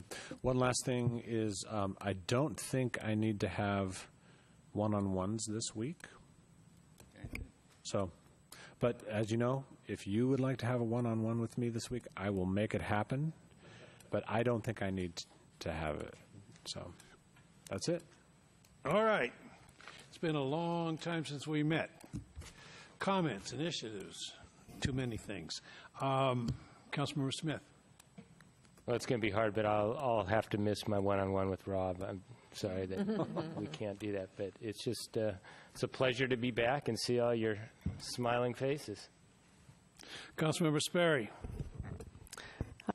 Well, obviously we had a lot to talk about tonight, so I won't be too long here.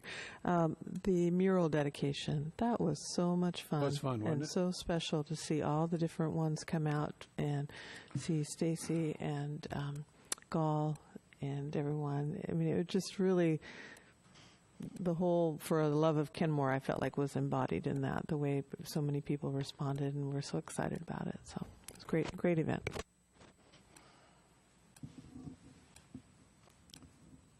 Nothing to add. Curtis.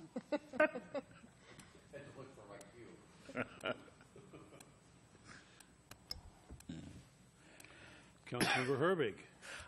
Councilmember Sperry already covered it. The mural dedication was pretty amazing.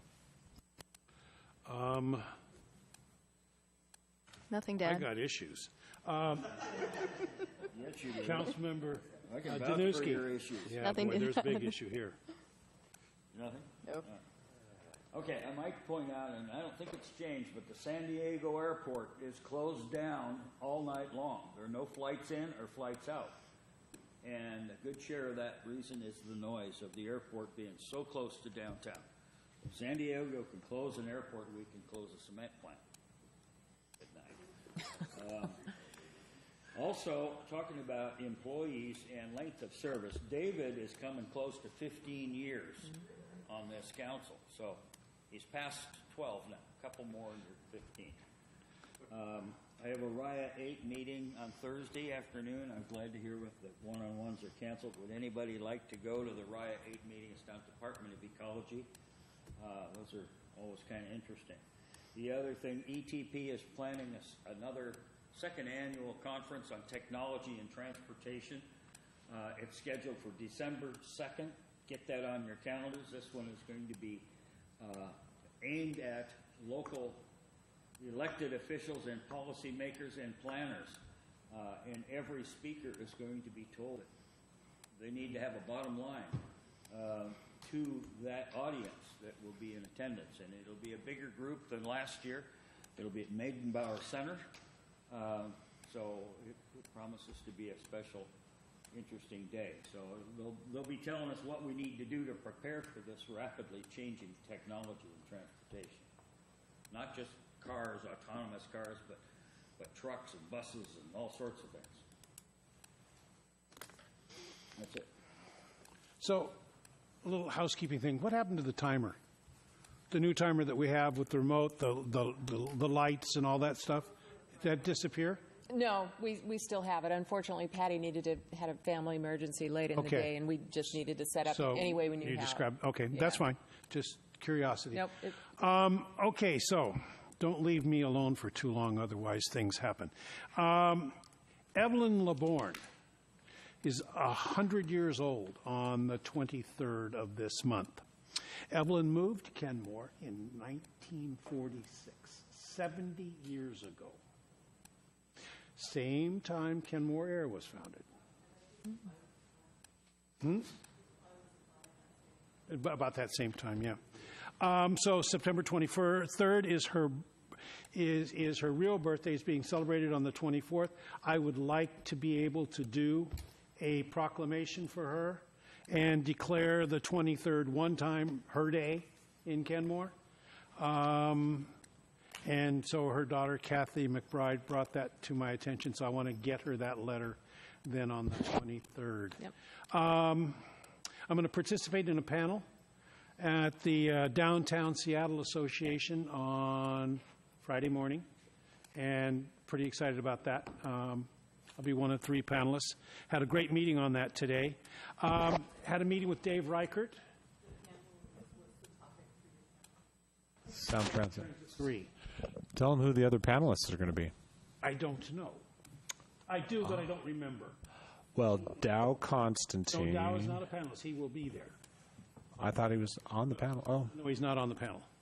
I found that out today. Oh. But there's others. But he is going to be in attendance.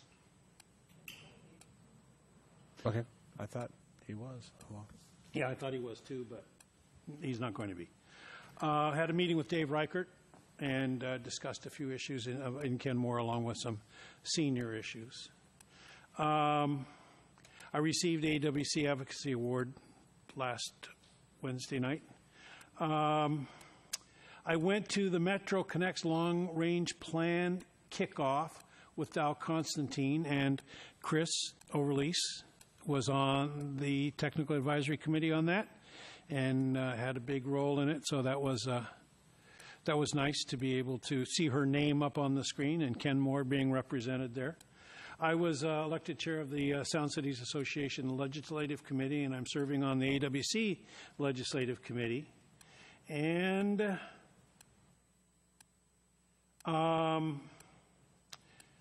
the solid waste is looking for a increased tipping fee from the haulers that will result in a 94 cents a month increase.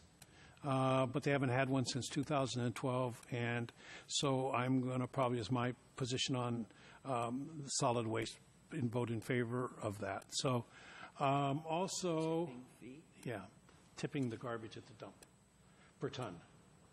Oh, tipping the truck, not tipping the truck. drivers. No, tipping the truck. And I will not be here for the next 2 meetings. On the 19th, my wife is making me go on a trip. And on the 26th, I will be visiting my grandkids on my way to a National League of Cities meeting. And with that, unless there's anything to come before us, we are adjourned.